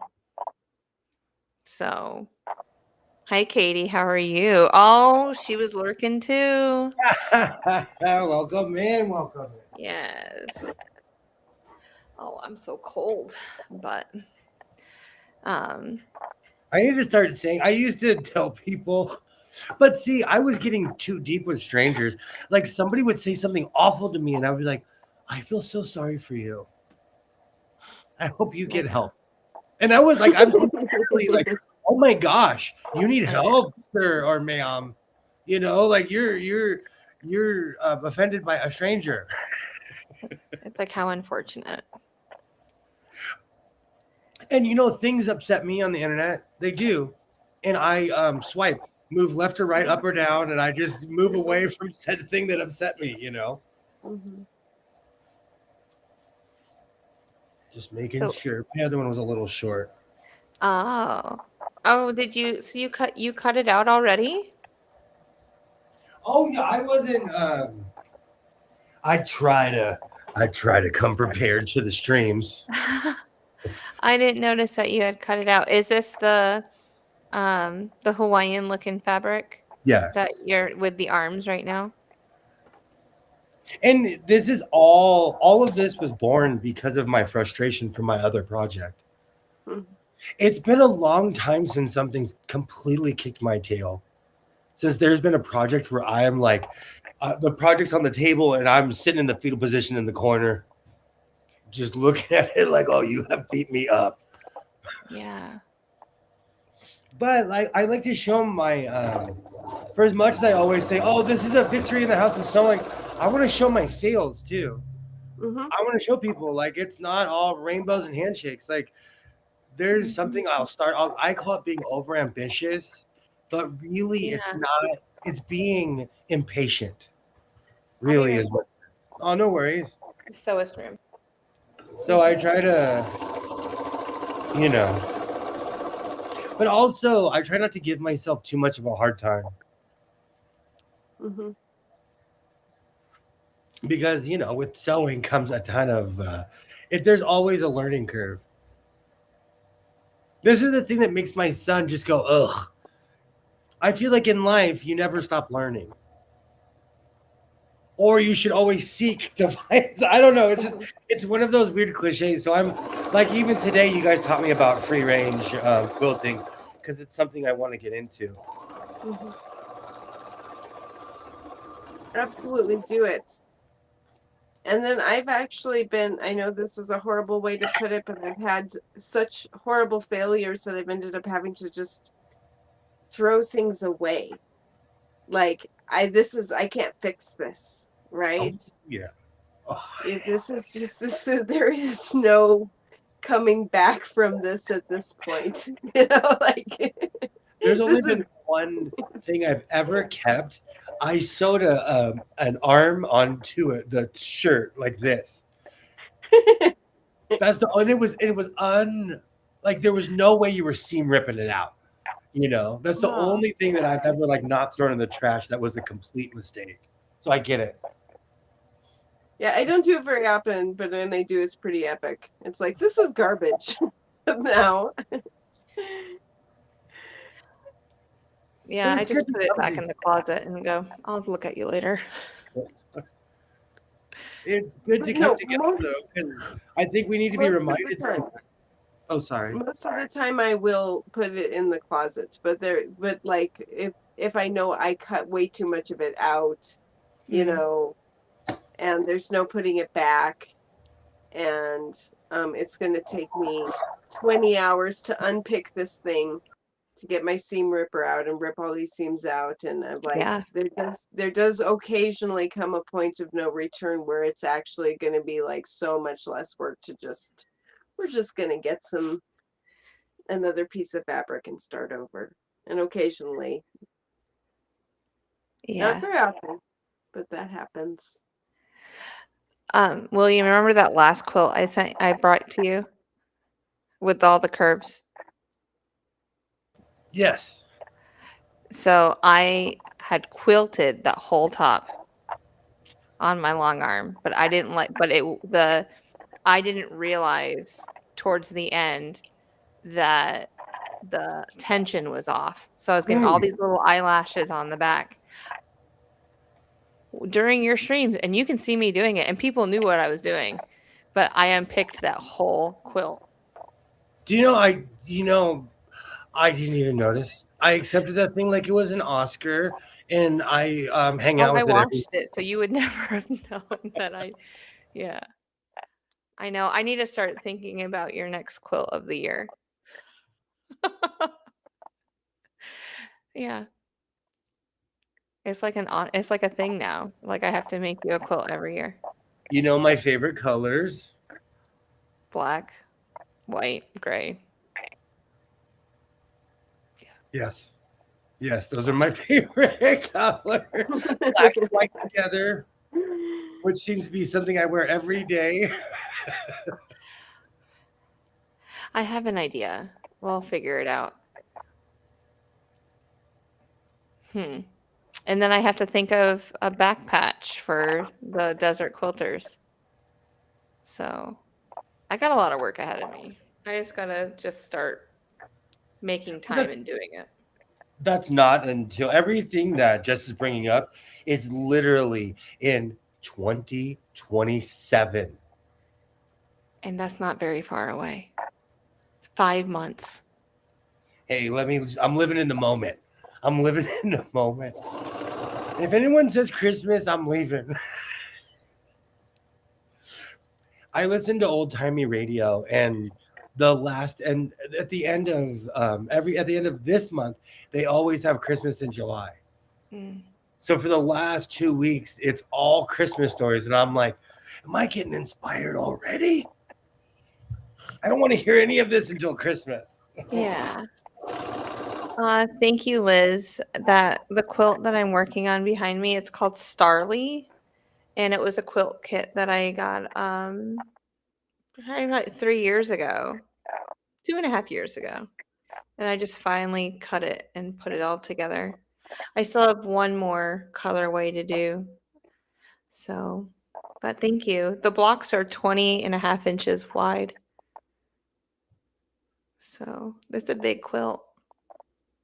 It's really pretty. I like all the colors with it, and it's all like stars and constellations, and that's what the fabric pattern is. I don't really know what fabric line it is, but that's what came. Is it like the one that Katie had? Because I had something that was familiar, but I got it at the swap meet. And I never looked to see the label on it. But it was very familiar fabric. Well, it's But from how Riley Blake. Oh, good gravy. I guarantee you Riley Blake isn't at the swap meet. No, but it's called Moonchild by Fran Gluck, and it was designed in 2023. Oh, that makes me think of the Zappas. Anytime you say Moonchild. It's really pretty. This is the binding for it. It's navy with a gold star. So I don't know if I'll use it, but That's really pretty. Yeah. Ooh, you don't like that? I almost said my address out loud. I almost doxed myself. You know my address. I think I do. I think I do. Yay, Mona. Hello. Great to see you. Hi, Mona. It's too hot. It is officially too hot in the garage. My Wi-Fi wasn't even working. But it's my machine. I think my machine is rebelling because it's like we're not supposed to be working at the bottom, at the base of a volcano. And my house does get hot. So welcome in, Mona. Welcome in. Almost. Is that really loud? No. Nope. I'm looking up something real quick. I don't know why my husky. I don't know why my husky. Oh, sorry. Go ahead. Oh no, go ahead. We were both starting at the same time. You were talking about your husky. No, I'm just rambling about my sewing machine. This was my baby, and I can't believe I got it going again. So every time I use it, it's a little bit of almost disbelief because I stared at this thing for 3 years, wondering why it didn't work. Yay, Alibaba! Welcome in. Ollie, it's after midnight where you are. How are you? How are things going? I've missed you so much. I almost sent out an EPP on you, going, where is the great and powerful Ollie? I have missed you, though. No, that's a movie. We'll go down the Yellow Brick Road and to Ontario. I'm the Tin Man. Ottawa. Oh, Mona's been lurking on TV. Now, I do know that quite a few people, but I just would like to make a service announcement that tomorrow at 6 p.m. Eastern Time, Melissa Jesse will be live with us. So I'm going to send out a message.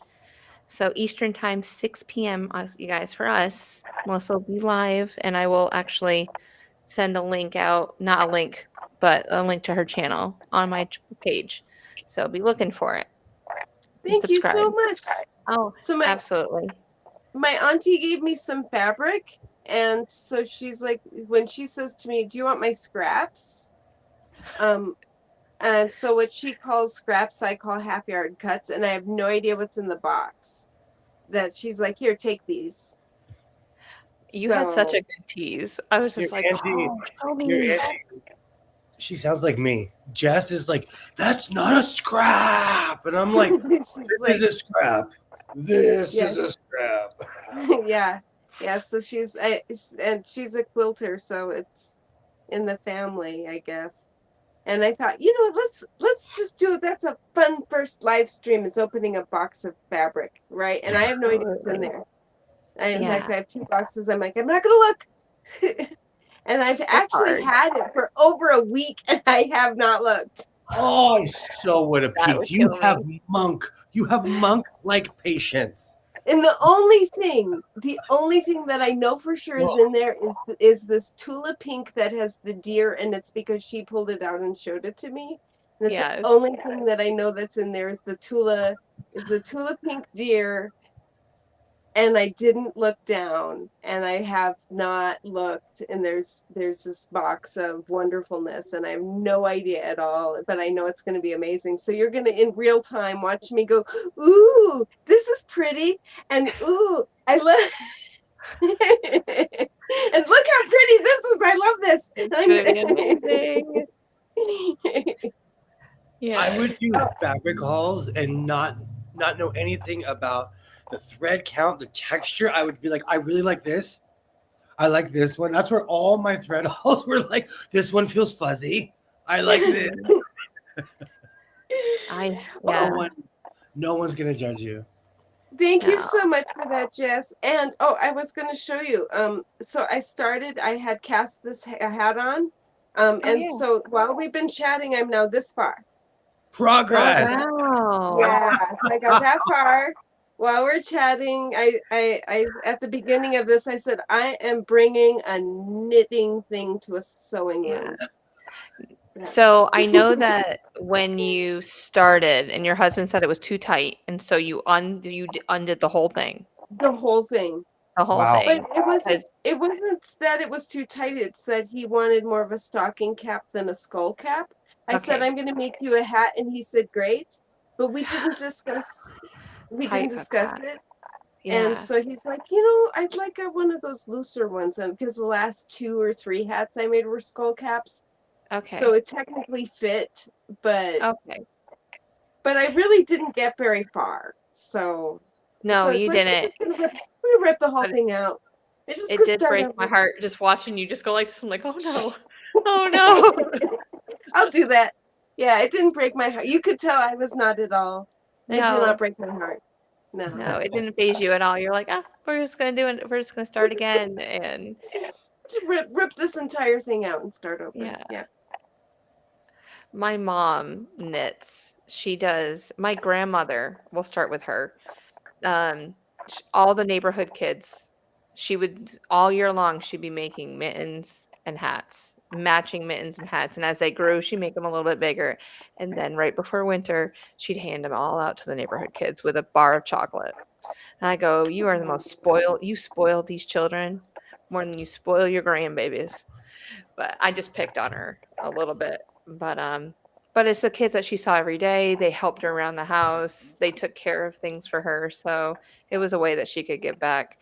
But that just helped. That just reminds me of my grandmother and my mom. Because I never really learned how to knit, but I watched them do it for years. So I could probably figure it out, but I don't know if I have the patience for it right now.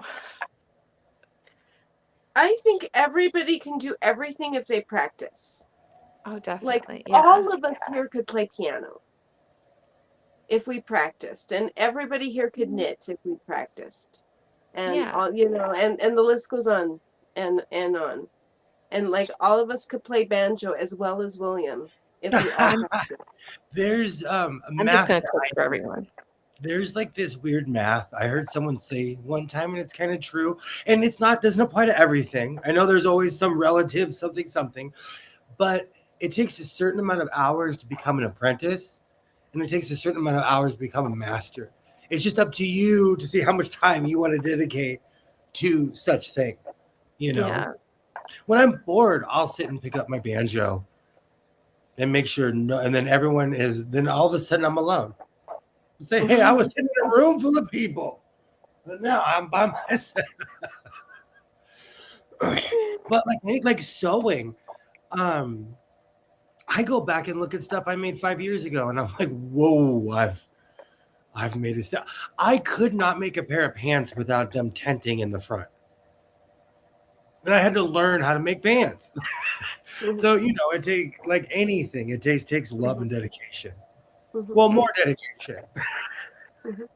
And then with that said, that I think that so yes, there's a matter of practice, and then we also need to acknowledge that we have we each as individuals are given a skill set and a giftedness Yeah. because it does take a village. And I can do some like bookkeeping, but I'm not an accountant. You would not want me to be your accountant.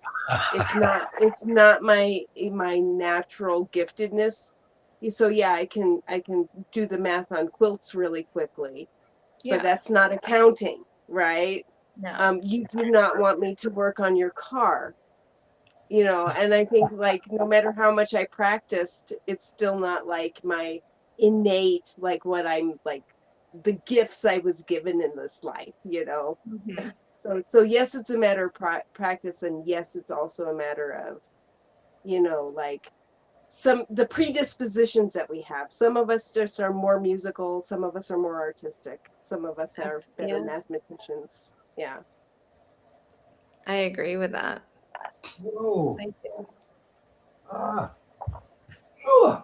When I was a kid, every year we'd go to Mexico and I would see the cliff divers, the dudes that were like jumping off the coast. I thought it was the most gnarly thing on earth. At my age, you would never see me jumping off a cliff. I think it's amazing. And no matter how much practice, you would never get me out jumping off of a cliff. And for anyone who knows the West Coast, we have jagged cliffs. And it's the same in Mexico as it is in America as far as the ocean. No, thank you. Oh, now that's one career that I have to hang up, my cliff diving career. Oh man. Jess is already unimpressed in my skydiving. So, Melissa, in the United States of America, it is illegal to make your own parachute. But 5 years ago, I called this airstrip in Tijuana, and I called the guy and I said, "Can I make my own parachute and jump out of your plane?" He said, "Are you serious?" I said, "Yes, sir. Yes, I am." And he's like, "If you pay first, you can do whatever you want."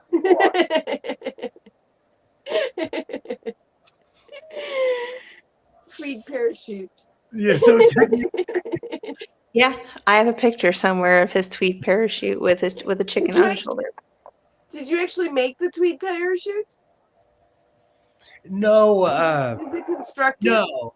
Well, I was thinking about taking all my material and making a parachute, but then I quickly discovered it's highly illegal, and there's a very specific way parachutes are made for a reason. It's because many other designs have been tried and failed. So there's a very specific way. And Rita, I actually have been bungee jumping in Arizona. And when I jumped, I was like, this is the dumbest thing I've ever done. To be 1920 again. I bungee jumped. I would have a heart attack now if I tried. Can't make your own parachute, but you can make your own. Okay. Ollie and I are making a plane. I'm going to fly it out and see how far I can get into Canada. Or they shoot me down. Or They won't. DB Cooper. For anyone of a certain age, I can jump out of a plane. They never found him. But yes, it's illegal to make your own parachute. And in Canada, too, I've checked. Okay. Good to know. Good to know. Yes, Ollie. Yes, Ollie. Failure example is the one I showed William of the Eiffel Tower way back in the 1890s. Do you know Ollie set me down a rabbit hole? Do you know how many people have tried to jump off the Eiffel Tower? So 135 years ago, it still didn't work. Okay? It's not going to work. And people are today. still trying. Yeah. People base jump off of it. They do all kinds of crazy stuff. And they're arrested and they're never seen again. Have you seen those squirrel suits? You know what I'm talking about? Like they put the squirrel suit on and then they jump off the side of the mountain. Yeah. And apparently you have to have been parachuting first, but that's actually like to go skydiving is on my bucket list so that I could eventually earn enough credit to wear the squirrel suit, because I think that's the closest thing of what it would feel like to fly. Yeah. And the first time I saw it, I'm like, I want to do that so bad. And my husband, he's so sweet. He's like, I forbid it. Yeah. Oh, Yeah, I'm not allowed to either. Yeah. I totally would do it. I totally would. With the training and the proper gear. I don't have a death wish. I want to live. I love this life. But if I'm going to go out, I mean, I'd rather go out living. So how about that. My dad used to always say, "Boy, you have a death wish." Every time I'd crash and he'd pick me up, "What's wrong with you? You have a death wish." So I'm going to come pick you up, Melissa, and we can go to iFly. Okay. Okay. We'll do it. Yeah. And I will. I totally will. I love that idea. Yeah. Bungee jumping, the thought of it takes longer than what it really is. And like all terrifying things, it feels longer than what it is. You're there for like maybe 5 minutes, 4 minutes until it's longer for them to retrieve you. So you're hanging upside down while somebody comes on a boat and grabs you. Oh. And or if you jump, like I jumped over water, so someone came and got me on a boat. I was there maybe for 45 seconds. It felt like 3 hours. So you had it strapped to your ankles? Yeah. Nope. All the way to my calves, basically. Nope. It's but DB Cooper didn't make his own shoe. You're right, Ollie. You're right. I'd rather go ziplining. People throw cones off that tower. I have been I did the slingshot. That was terrifying. When you're in the chair and they pull you back, I went through an entire amusement park within like 30 seconds. You go shoof, and then you come back on this sling. It's scary. I still watch those videos where people go on the slingshot and they pass out, especially asthmatics, because we have air intake issues. And so if you get too much or not enough oxygen, you're out. You're out like a light. Terrified. Jeez, I hate spell check. It is terrifying though. We do these things to ourselves though. As human beings, we're the only species that I've known. Maybe there's something in science that we scare ourselves on purpose. There you go. You can go to the exercise para jumping tower. When I was a Boy Scout, you had to get certified every year, basically to save people's lives, and they taught us how to jump out of a 2-story building. So we had to do this obstacle course, and at the end, we had to do a backflip out of a 2-story building onto a giant pad. Oh, no. Yep. Nope. I would do that. It's kind of like a zip line, just extended the rig, slide down. I've done zip lining. That just sounds like fun. Heck yeah. Oh, the fireman stuff. All that training stuff is fun. I've done all kinds of weird training, and it's fun. Yeah. It's the obstacle course, and at the end, it's always a giant slide. Always. Too much, exactly, or not enough. You will pass out. Adrenaline is real. And I will say, I used to spend a lot of summers in Mexico as a kid. I've seen parasailing accidents. I've never been parasailing before. I've never been I've seen it with I was young, so it was etched in my skull to not go parasailing. Twice I saw the lines break, and the person's just floating. They're slowly floating towards the ocean. Nope. Even though they have life vests on and stuff like that, and that's what they're prepared for, but still, I mean, you're locked into a rig too. You know what? Nope. It's all mental though. I was really good at surfing. I didn't like snowboarding because you're strapped in. With surfing, you can hop off your board and you could not get hurt. With snowboarding, you need to make really good decisions, like in split seconds as you're going like this. You know. I've never been snowboarding or skiing or anything like that. I haven't either, and I'm from the greater Minneapolis area, and I've never been on a set of skis. Wow. No. I mean, do you count cross-country skiing? I mean, that's about as close as I mean, I've locked myself into those and just kind of did some exercise. But I've snowshoed. You know, I'm from the desert, so you know I went running to the snow. Yeah. We've done snowshoeing. Oh, you're making me want to go on an adventure. Well, bring it on. Well, ironically, I had never been on ice skates until I had moved to New Mexico. Wow. Because I wasn't a winter person. I get cold really easily, and so going outside in the winter, it's like, go outside and play. It was like a punishment. You know, like it's cold out there and the snow hurts and the air hurts my face and it's windy. You know, like never was a winter person. And then for my daughter's birthday, I'm like, what do you want to do for your birthday? She's like, Mom, I want to go ice skating.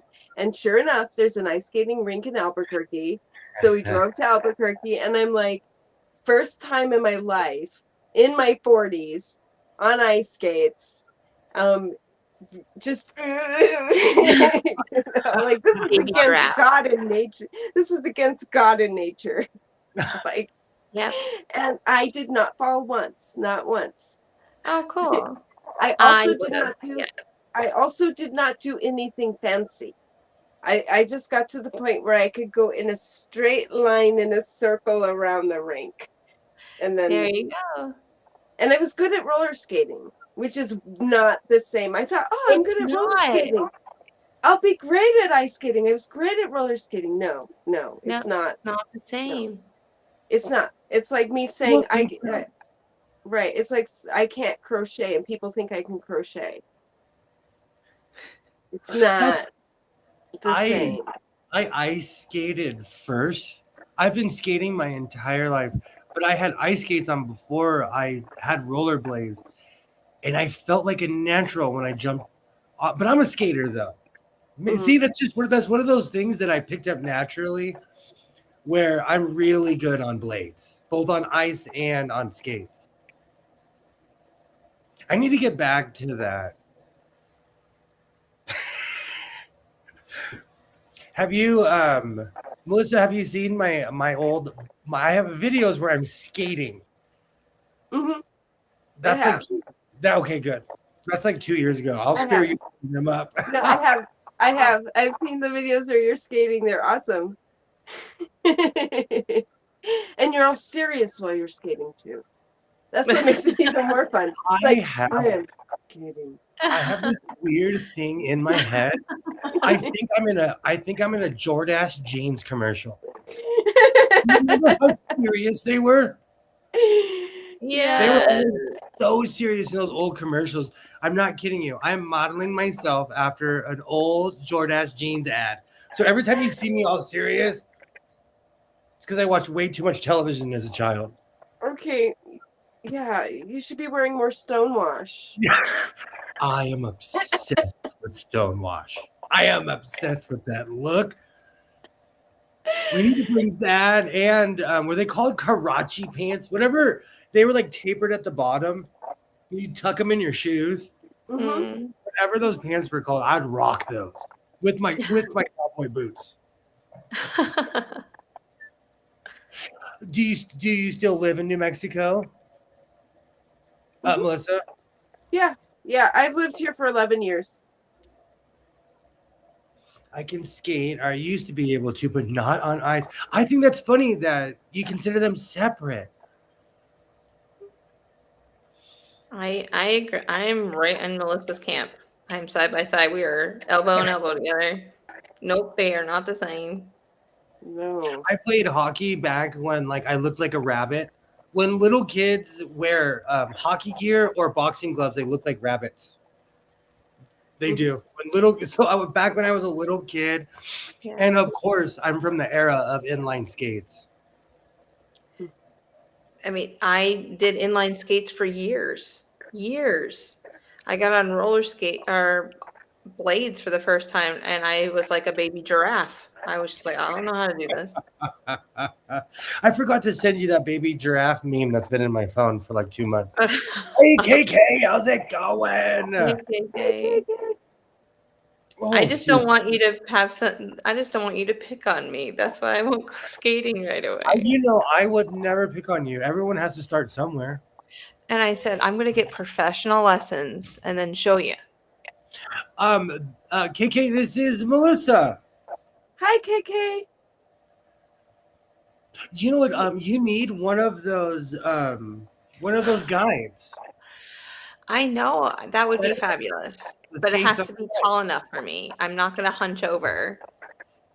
Like, as a real life ex rink rat, they have them all shapes and sizes. They have them for adults, for children, for teens. Yeah. I mean, I am not below. I am not above that. Like I would take it in a heartbeat. Oh, KK, I'm sorry that you're still sick. I hope you feel better soon. Oh. Yeah. Do you know what? Hope your cough clears up. I hope, KK, I hope your cough clears up. Yes. I fell a year ago when I used to skate in the gym all the time. I forgot what hurts the most is more than your pride is your tailbone. So when you fall on skates, if you fall on your tuchus, you're going to feel it. Yeah. And, and the older you get, the more you're going to feel it. And I left that whichever video that's in. It's like a video from a while ago. But I left that in the video to show people that, don't make bell bottoms that are bigger than your skates. I ate it. And I knew when I made the left, I was like, I felt the bell bottoms go under my skate. Oh, yeah. When, were those the Beyonce bell bottoms? No, those were when I figured out I could just take fabric and make giant triangles. I went crazy making bell bottoms. So I would make an outfit and then I would go to the Goodwill. This is back when jeans were like $5. I'd go get a $5 pair of jeans and I would, whatever material that I made the jacket with, I would make bell bottoms out of that. Yeah. Don't worry. When we get to the left side of my closet, we will relive those days. Like anything else, like everything else, I made like 50 pair or something crazy. Hey, I'm on the chaps phase of your life right now. February 2024, Melissa, chaps. Oh, I went crazy making chaps. I spent months and months making chaps. Yeah, I just finished a live where you made the cowboy chaps with like the white lace I think you had on the side or something. That's when I learned I had everyone. I would go to downtown LA to the fashion district and I would tell a vendor like, hey, I would like 3 yards of this. They would say, okay, hand me fabric. I had to learn to start measuring it because sometimes they'd rip me off. Mm-hmm. Yeah. Because I'm like this. I'm looking around. I'm not even looking at them, Mm-hmm. So those chaps taught me I had to really start watching people. I wish I could take cleaner brush and put down to clean out my lungs. KK, I know that as somebody who's had terrible lungs, I know that feeling. Yeah. That is the worst feeling. I know exactly what you're feeling.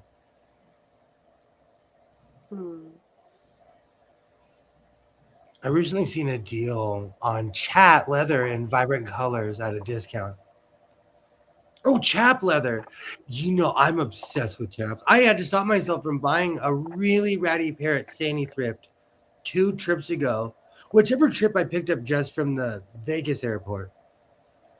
But I went to Sandy Thrift and there were these ratty chaps. And my brain was like, you can't fix these. And I had them in my hand. I'm like, don't go to the counter. as I'm like slowly walking towards the counter, and I ended up just putting them down because they were ratty. But I think I can refurbish anything. That's a problem I have. Sometimes certain things are just too ratty. Like when I started getting that artsy fartsy denim that like it still makes me laugh how they'll take a $5 denim coat with cheap denim and use a $10 million laser to put holes in it. Mm-hmm. And I have found some factory rejects that are just covered with holes. Like the laser went crazy. That's just crazy. Oh, Holly, where's that deal for leather? Is that on my side or your side? I say that and I have leather I haven't even worked with yet. I bet it's in Canada. But Raleigh has some really good resale stores. And so I found a couple just digging in Facebook Marketplace and somewhere else. I can't think of where I found it on the internet.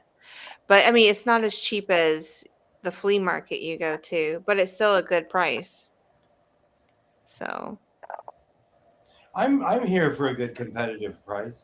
I was shocked when I found out how expensive tweed is in the real world. Mm-hmm. Yeah, it is very expensive. I have a really awesome coat pattern that I was going to order some tweed for. Yeah. In fact, I'll dig out the pattern because I know right where it is. I'll show it to you. And then I was like, I think I'm going to get like maybe a wool tweed, something like that. Make myself a coat. And then I'm like, what? And then I didn't buy the fabric for it because, or I would find like really affordable fabric and it was like a remnant, right? It was like end of bolt and they're like, we're not getting any more of this. So, like this is really affordable, but it's like 3/4 of a yard too short. But look at this. I'm going to get this pattern because this is on I am going to do this eventually. Okay. Here. So just keep, it'll take me a moment. This one. Okay. Now, look at this. Oh, that's tough. Oh, I love that. That's cute. This is not one of the most gorgeous coat patterns that you've ever seen. And I thought rocking like a herringbone. You know what I mean? Like a burgundy herringbone with like down here and then like a black wool up here, something like that. It was my vision for it. And then it's like, okay, this is hundreds of dollars worth of fabric that I will do this eventually when the fabric falls in my lap. But I love that. Isn't that gorgeous? Like here's the back picture. Let me make you big again. That is amazing. Oh, wow. I love the two of it. And I bought this at a thrift store, the pattern at a thrift store for 50 cents. So that makes it even better. And it's factory folded. So no one's ever touched it. Love that. 50 cents. 50 cents. That's amazing. Yep. And I got this dress pattern at the same time. I don't make a lot of clothes, but anyway, when I get the fabric, it'll come at the right time. Oh, definitely. Yeah. And then you'll be ready. You're talking about like tweed, and then I remembered I had this coat that I want to do. The buttons and everything. I can just imagine what it's gonna look like. Yeah. Oh, it's so adorable. Where I'm gonna wear it, I have no idea. You and William can go together somewhere cold. I was about to say, in my town, I am known for being the real life Jiminy Cricket of they're just like, what is he wearing today? What is he like? I am known. I made a kilt, what I thought was a kilt. I walked into my grocery store. They didn't say a word to me. They're like, hi, William. It is gorgeous because I'm just known for wearing insane things. Yes. And I test them. Even my neighbors are desensitized. But thankfully, I live in a place where nobody cares. What like you could just wear anything and nobody's gonna think anything of it. You could wear gray, or you could be as flamboyant as you want, and nobody's gonna think anything. I love that. Yeah. Where I'm from, the worst thing someone's gonna say is nice coat. What a jerk. people I get a lot where it makes me laugh because it reminds me of the Big Lebowski, but people tell me all the time, I like your style. I wear a vest all the time. And so it just makes me laugh when someone's like, I like your style. It reminds me of the movie The Big Lebowski. But I have to say, on this last trip to Vegas, people loved my clothes, and I love you, Las Vegas. I love you. Everybody was like, hey, nice shirt. I'm like, this whole thing, thank you. Thank you. And besides my Sturgis shirt, most of that stuff had come from the thrift store.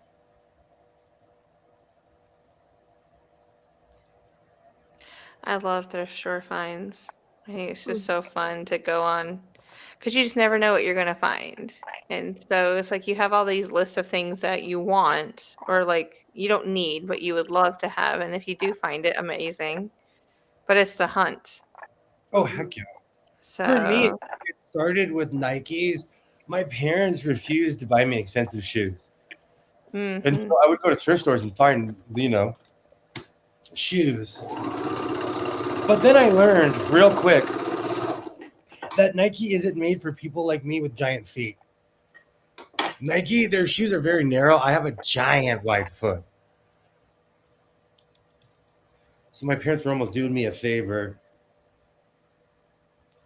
Okay. This is going to be awesome when I finish it. I think it definitely needs a hood. And I missed a pin on this one. Actually, I'm just going to sew it in place like this. We're going to make, what is it? Happy Little Accidents? Yeah. I'll be in Sturgis in September. There are certain places, Weed, California, Oatman, Arizona. There's certain places every time I would go, I would buy a t-shirt. Especially, I need a new Oatman. So Oatman, I'm coming to you, Oatman, Arizona, because I need a new one. Where is that? It is it's like a biker town. That's like an old mining town. Arizona is famous for like mining towns. As I'm sure New Mexico is. Just old towns that were there 200 years ago, But it's one of those places I used to ride when I thought I was a tough guy when I was younger, and now I go there in a car. Much like Weed, California, man, it is so scary when you're going through the Siskiyou Mountains and you look like at night, you don't realize that you are there are bridges that connect mountains. You're 1,000 feet above the ground. So during the day, you look and you're like, oh, I drove that at night. And I didn't see the drop off. Oh, wow. It is so beautiful over there, though. But again, I'm not from a place where there's trees. So anywhere where I see trees, I'm like, wow, this is beautiful.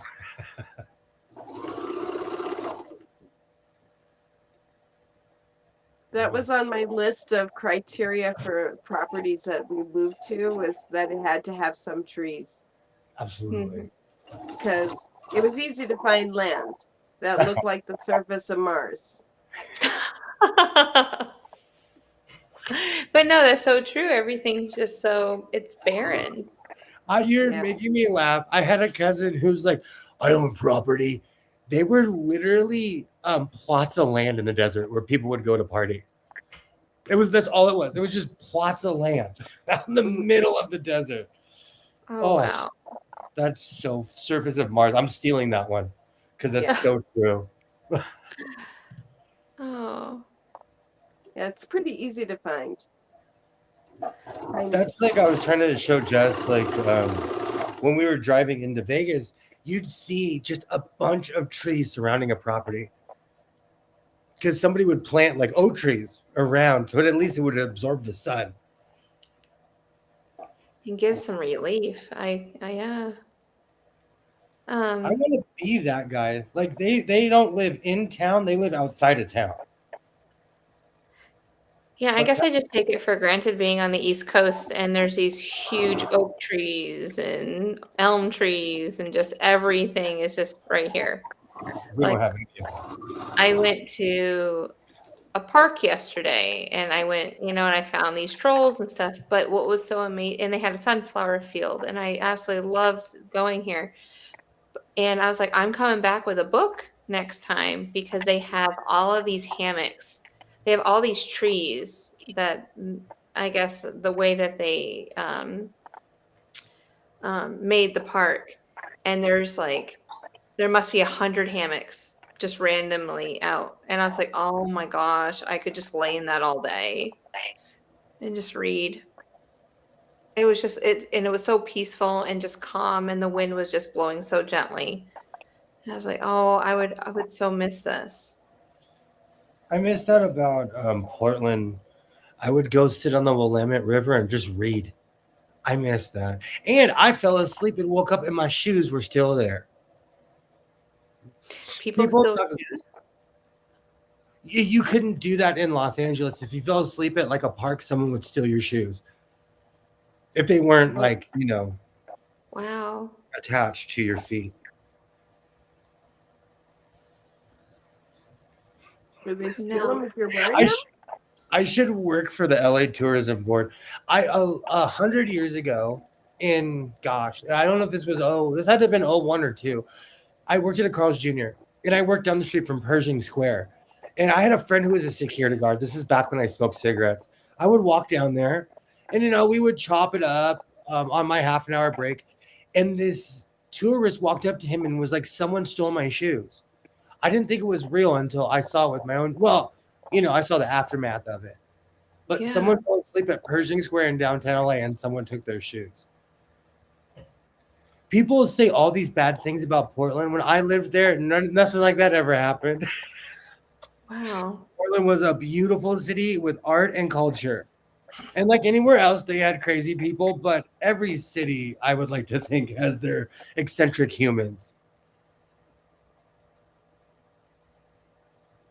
The closest I've been to Portland is watching Portlandia. They're strangely accurate about Portland sometimes.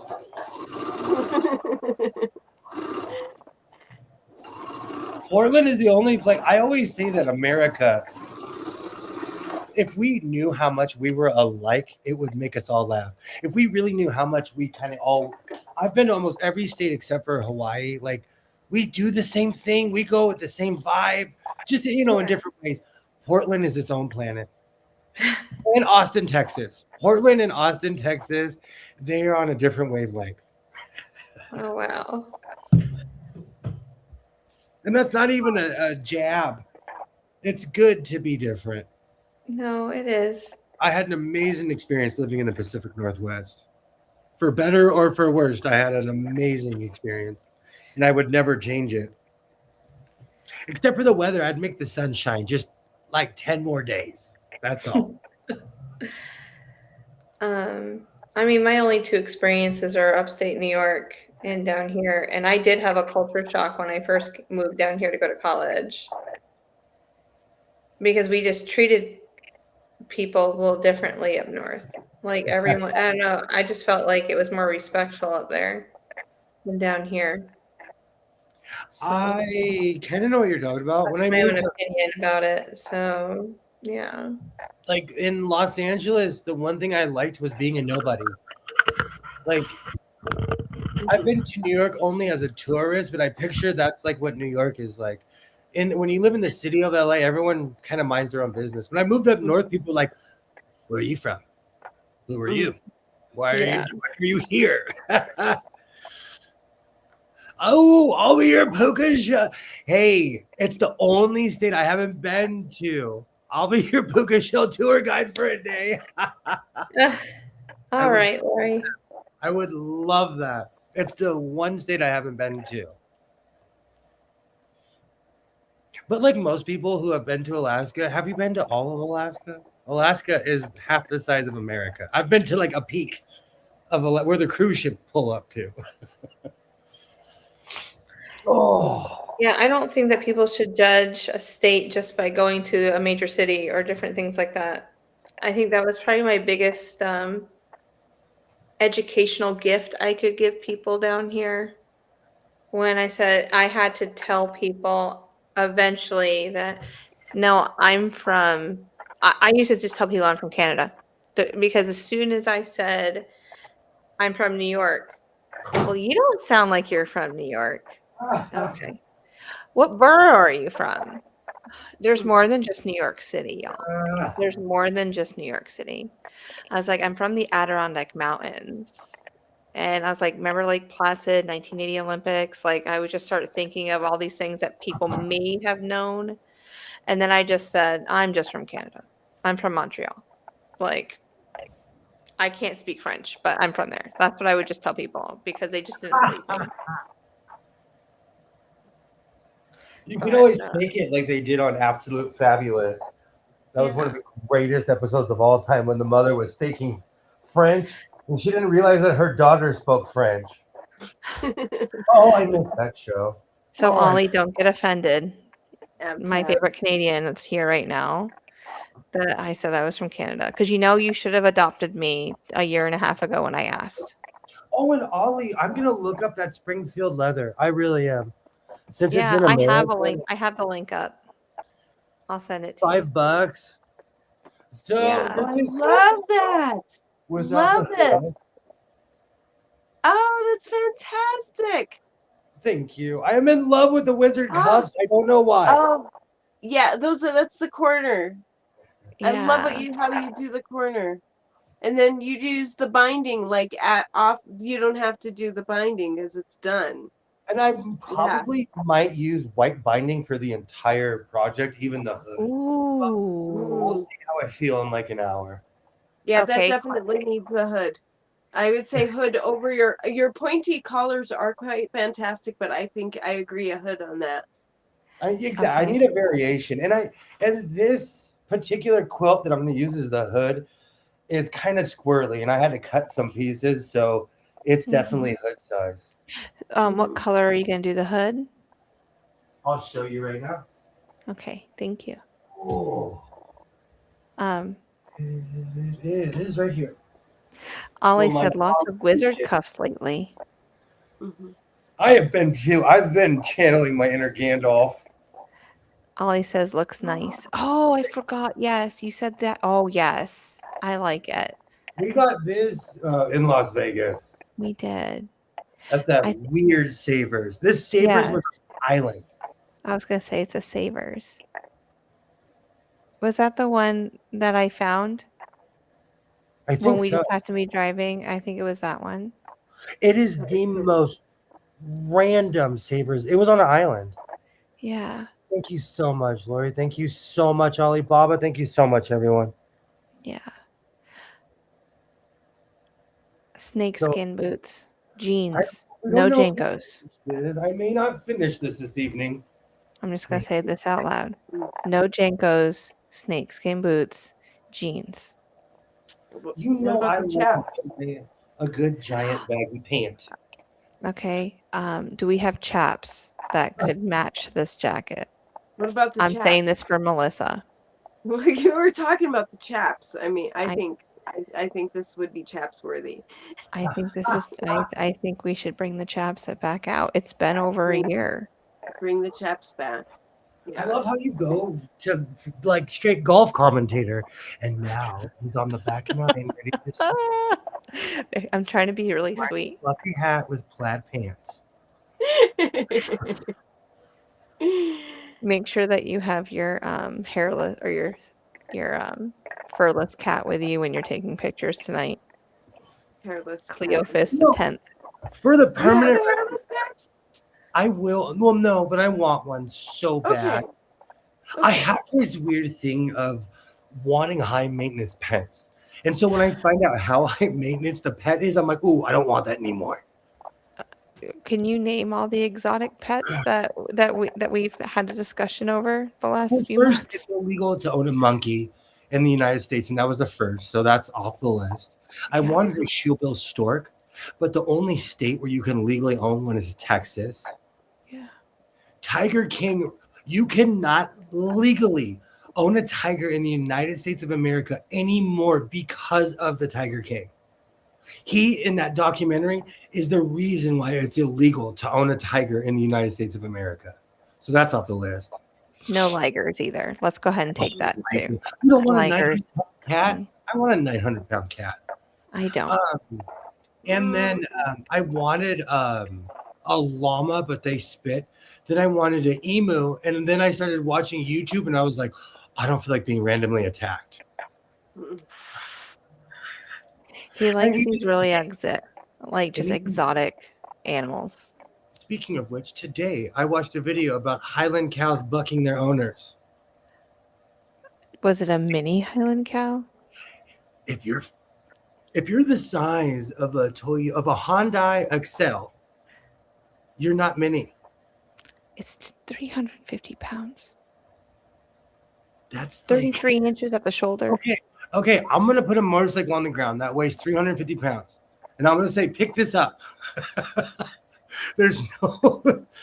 You see these guns. Yeah, there's actually a way to do it. There's all over the internet shows you how to pick up a motorcycle. We call our cowboys panolias. But it's sensitive. Oh, bloodline. Oh, okay. That's pianos.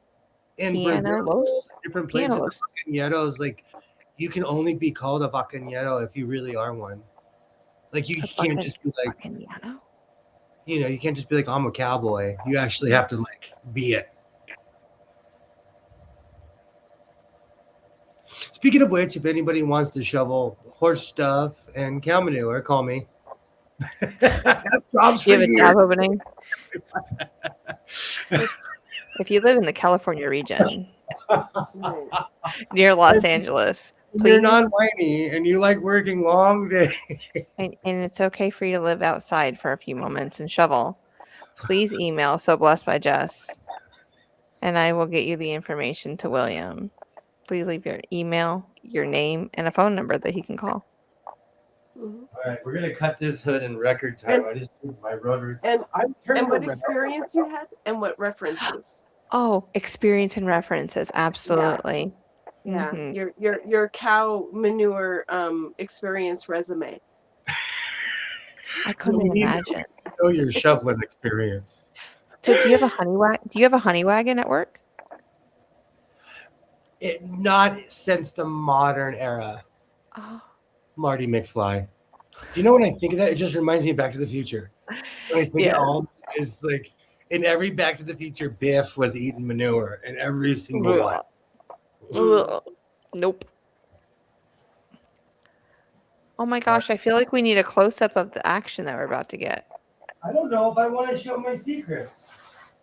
Okay. All right, well, he's making a straight cut, ladies and gentlemen. On the right side of this quilt, using his 6.5 by 24 inch ruler. Oh, now he's coming. Give myself. Hold on. Okay, hold on. 15 inches. Chris said that she grew up on a ranch. There's a reason that she has an office job. I'm telling you, most people don't want to do it. Yeah, I get it. Oh, I missed the whole. Okay. So he started on the right side, came down the front, did a curve, and came back up, and now he's done. Literally 30 seconds of cutting. I just need to add pins, and we're going to sew it. We're going to have a ridiculously long hood. Hi, Lainey Grace. How was Northern California tonight?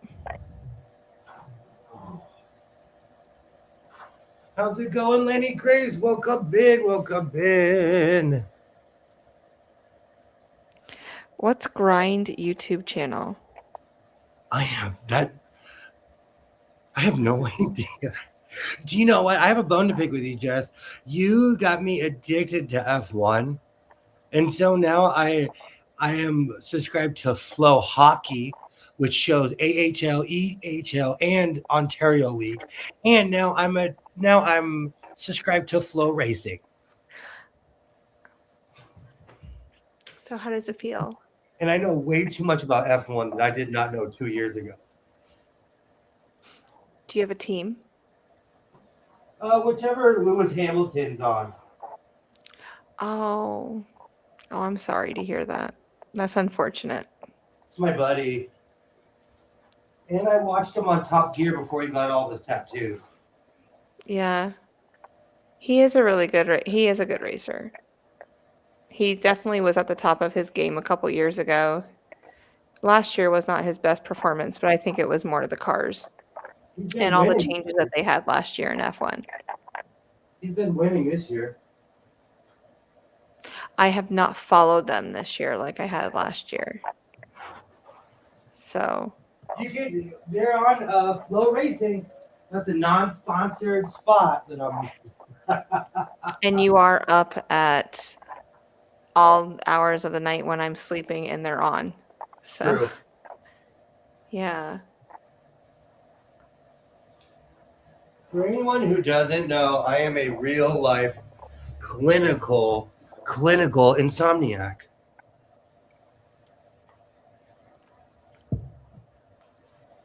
Hence why I know about all these books and all these things, because I've had extra time on my hands. Are we going to Vegas? Oh, sorry. Go ahead, Melissa. Oh, I was just going to say, do you find that you have to occasionally make a deposit in the sleep bank? Yes, but in my life, I've discovered biphasic sleeping. So I'll take like power cat naps.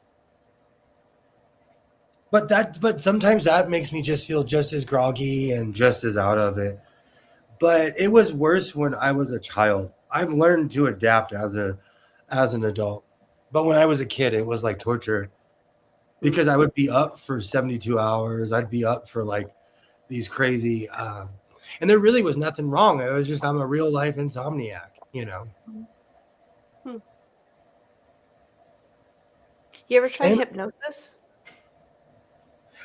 I've never got a massage because I don't like people touching me. And again, no drama. Just I'm too twitchy. If you tickle me, I'll fight you. I am still ticklish. But I've never successfully been put under in hypnosis. Yeah.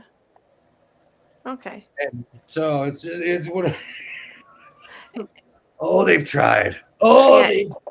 And the only reason why I say that is because my dad was a lifelong smoker. Like, he smoked all his life.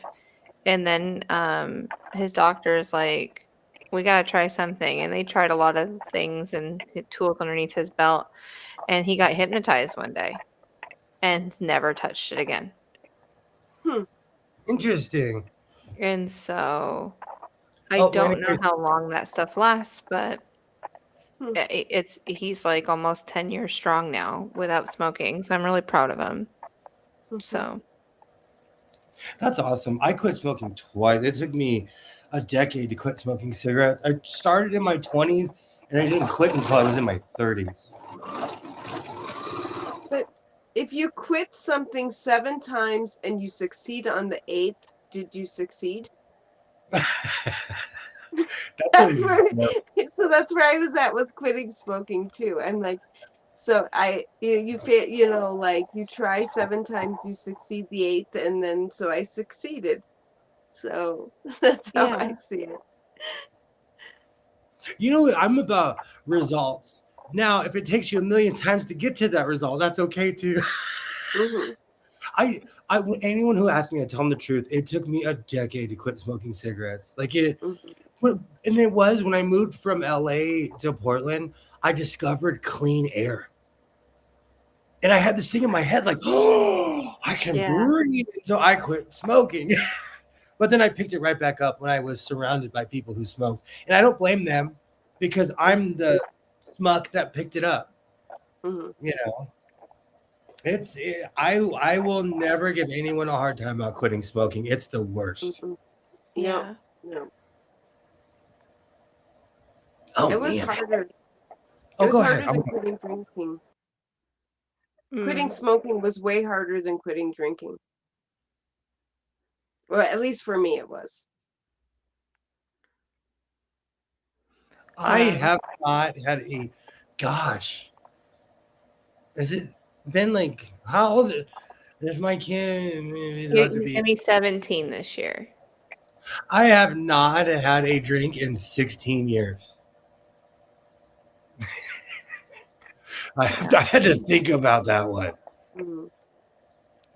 Booze was easy to quit. Like I said, smoking cigarettes, that was like, yeah, I had to really channel. I had to really think, do I want to do this? That's hard. I tried the hypnosis thing, Jess, and it didn't work. Yeah. Okay. Yeah, it didn't work. I just had to do it. And actually one of the things that helped me quit was knitting. Keeping your hands Because busy. then I have something to do with my hands now, you know, Yeah. because it's the, you know, I want to do just that's part of it. Yeah. So my dad, he smoked, chain smoked when I was little, and he was also an alcoholic, and so those two things kept me from doing any of that. Looking at how he performed or like what he kept from, because like he never attended any of my basketball games and my sporting events or anything like that. So I don't know. And my parents were divorced when I was 7. But I'm the only my dad had 5 children. I'm the only one that didn't smoke and the only one that didn't drink. And so it's just I had to keep away from all of that. Now socially, would I once in a while drink? Yeah, I did, but it was never a thing. I never had alcohol in my refrigerator ever.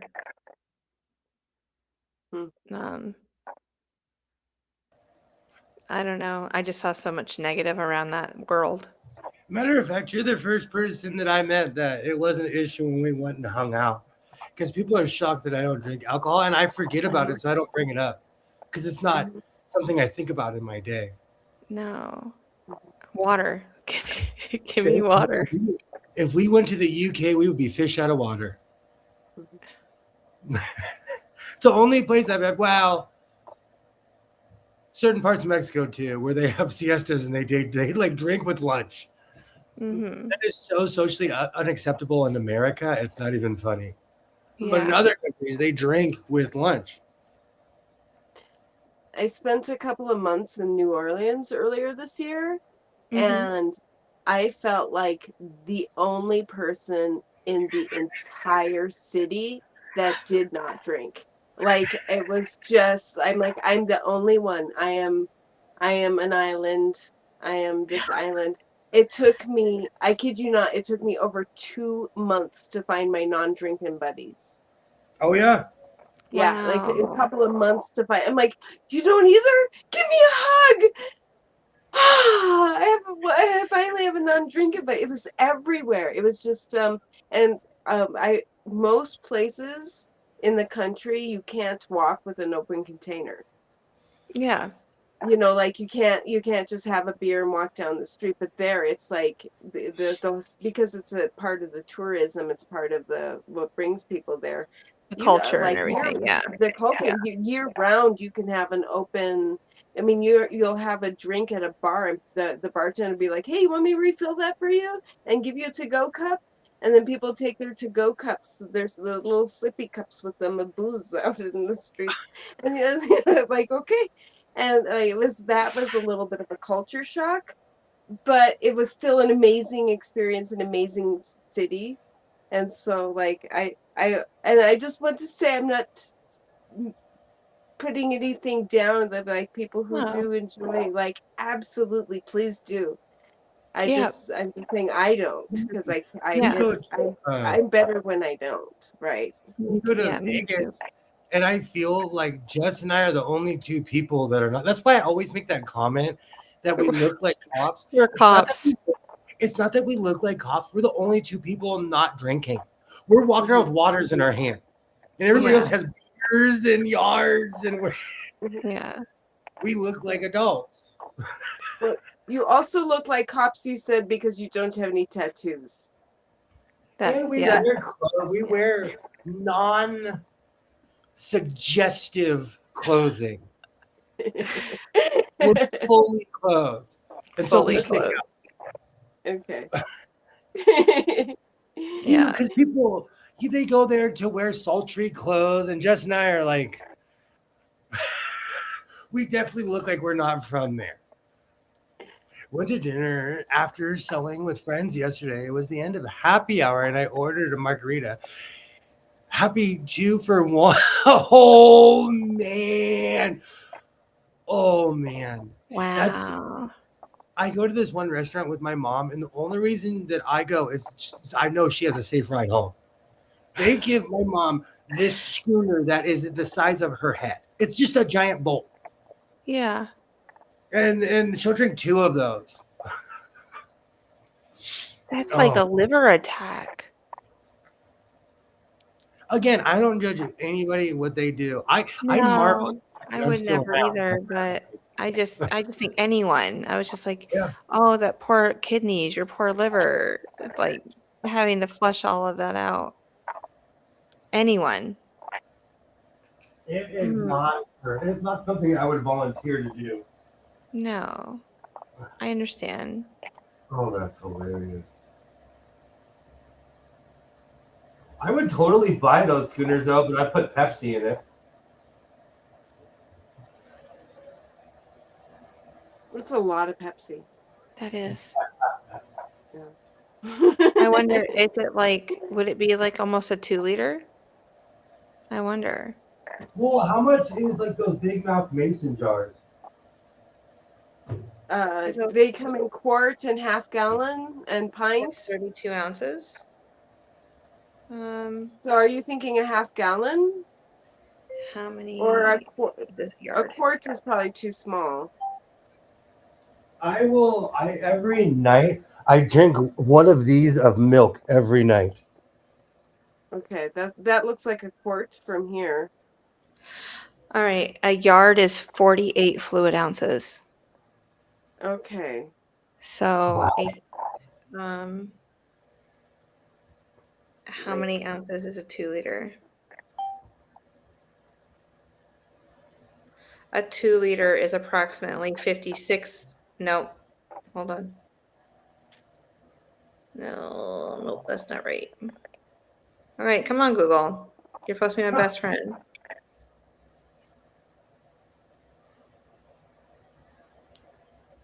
Is it about?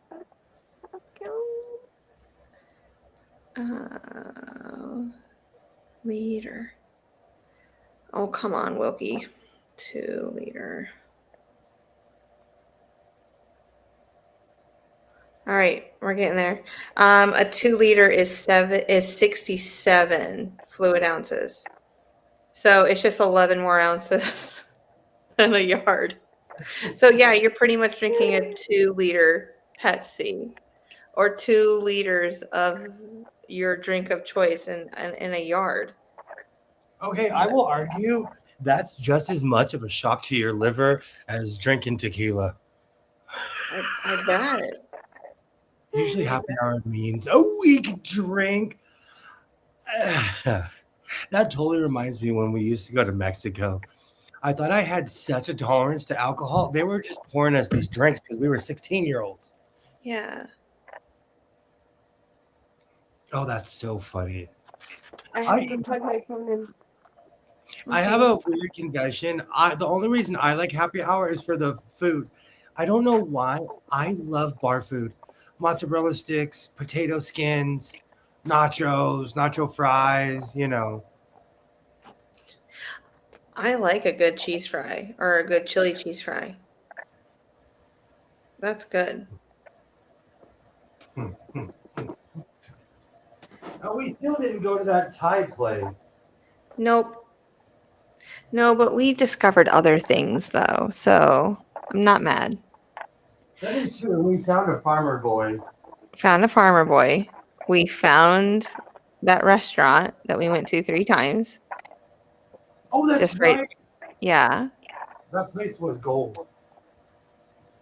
I don't even realize how gold they are. You went to Cracker Barrel. For the first time ever. Yeah. And we only graced Denny's 1 time.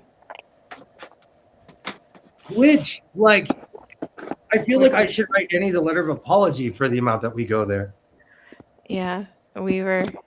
I know that they were really, like, they could feel us. They knew we were there. But I don't know. It's fun to find new places and things to go. Like the next time we go, I'm going to bring you to that Brazilian restaurant. I'll be like, the GPS says go here. Oh, Dre, you're fine. I'm glad that you're here, though. Yay, Yeah. Dre. I was wondering. How's it going, Dre? Welcome in. Dre said that she fell asleep and that she was sorry that she's late. We don't ever have to be sorry. We're just hanging out. Yeah.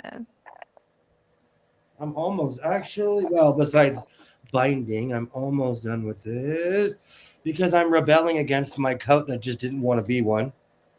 It would rather be a carpet than a coat. Yeah, I'm hoping tomorrow that I'll have my last block done for this quilt and then I can figure out something. Oh, hi, Paula. How are you? Hey, Paula. Welcome back.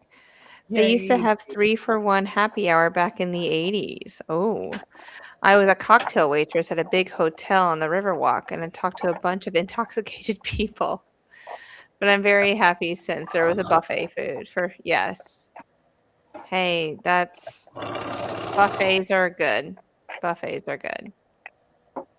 Oh, last buffet I went to was a Chinese. I've been to a Chinese buffet and then a seafood buffet in Myrtle Beach. I think that's the last 2 buffets I've been to.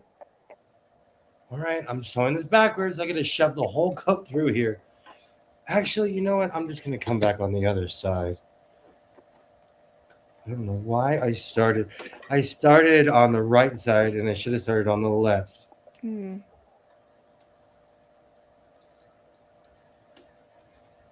I can't believe we're seeing the making of a hood.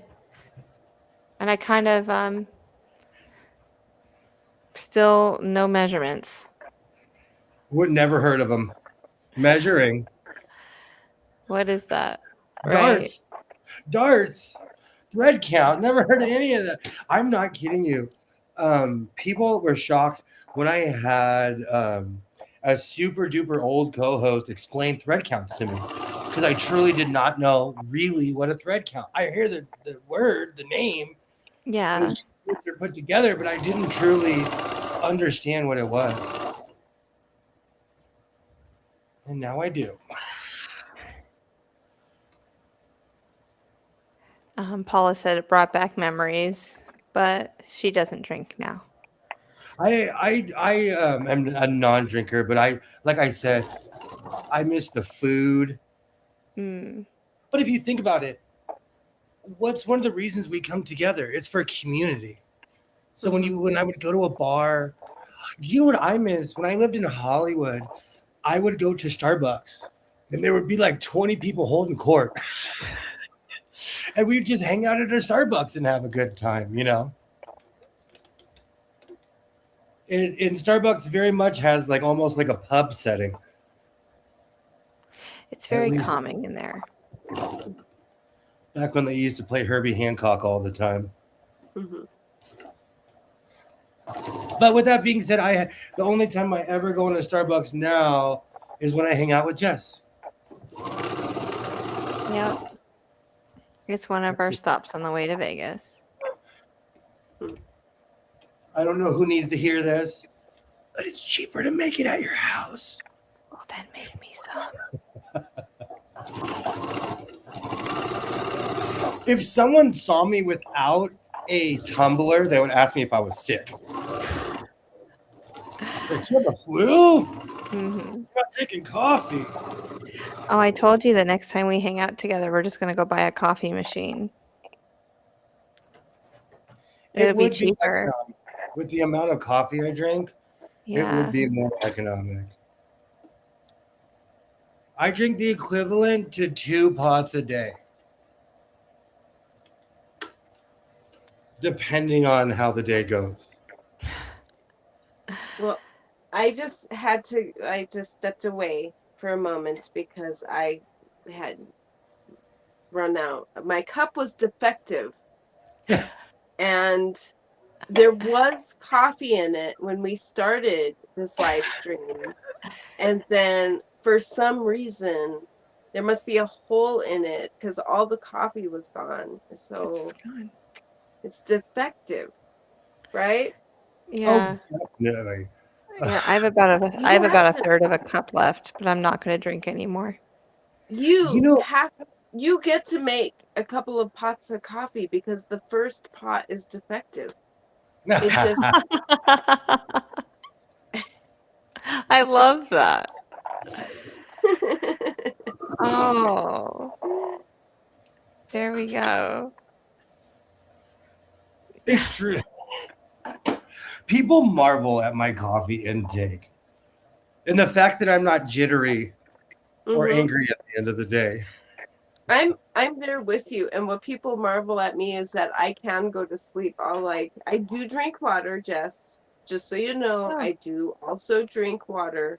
But coffee is a form of water. You need water to make coffee. And then exactly. Yeah. The only problem with water is that it's water flavored and it doesn't have any tea or coffee in it. Yeah. It's quite one of the boring. greatest quotes of all time. Someone I knew, they'd always tell him, drink water, and he'd say, do you know what fish do in that stuff? I'm drinking water. Do you know what fish do? So have you seen Idiocracy? I think that's the name of the movie. You know what I'm talking about? Oh, yeah. Okay. I've only seen the scene where Owen Wilson or whoever meets the president. Okay. But you know, when he's like, well, plants need water, not Gatorade. And then everyone's like, you mean like in the toilet? Yeah. Oh, man. Welcome to Costco. I love you. I have not seen that movie. Alive. Oh, you have to watch it. You need to add it onto your regiment. That's a great movie. Yeah. All right. Let me back my chair up. Oh, I still have to add the binding. White, right?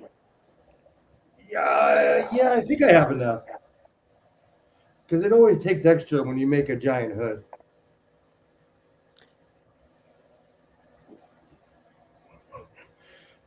As my wizardly self. Oh, I forgot I can do this with my camera. Yes. Oh, I love that hood with it. That is pretty sassy, I would say. Where? See, Jordache jeans. Jordache jeans. I like it. I like a funky combination. That's pretty cool. Everybody who wants to see the back, this is the back. Yeah, I like it how everything's vertical too. Oh, I've never seen you flip a hood like that. Do you know, like a long time ago, I said, oh no, I sat on my hood. And Ollie was like, I think you're the first person to ever say that in the human history of clothing. Like, you're the first person to ever say that. I sat on my hood. And this is born from the fact that I have a large head. And as the years went on, hoods got smaller and smaller. And I know it's for efficiency. We don't use as much fabric as we used to in general, but I have a giant head. And so in consideration, the hoods just got bigger and bigger. And I fell in love with the, like, I love the look. Mm-hmm. I still remember you putting on a sweatshirt and you put on the hood for the sweatshirt and you're like, look, it doesn't fit. It was half of my head. That's when I was like, no more. I will never buy a sweatshirt again. Yeah. Well, also I've learned I love shopping, and it's different than when you physically go shopping than when you order something on Amazon, because you're hoping that it's your size. Oh yeah. Much like shoes, I'm weird. Like my son, he like today he got a pair of shoes. I would never order shoes from Amazon because I want to go in there, try them on, and like, you know, see if they fit or not. What size shoe is he now? He's a 12, but I feel like, I don't know. I need to get one of those old school metal things they had when you go in the store and you put your foot down and it'd tell you precisely the precise measurements of your foot. Even now they have these things where you put your foot in there. I don't feel like that's as effective. I haven't had my foot measured in forever.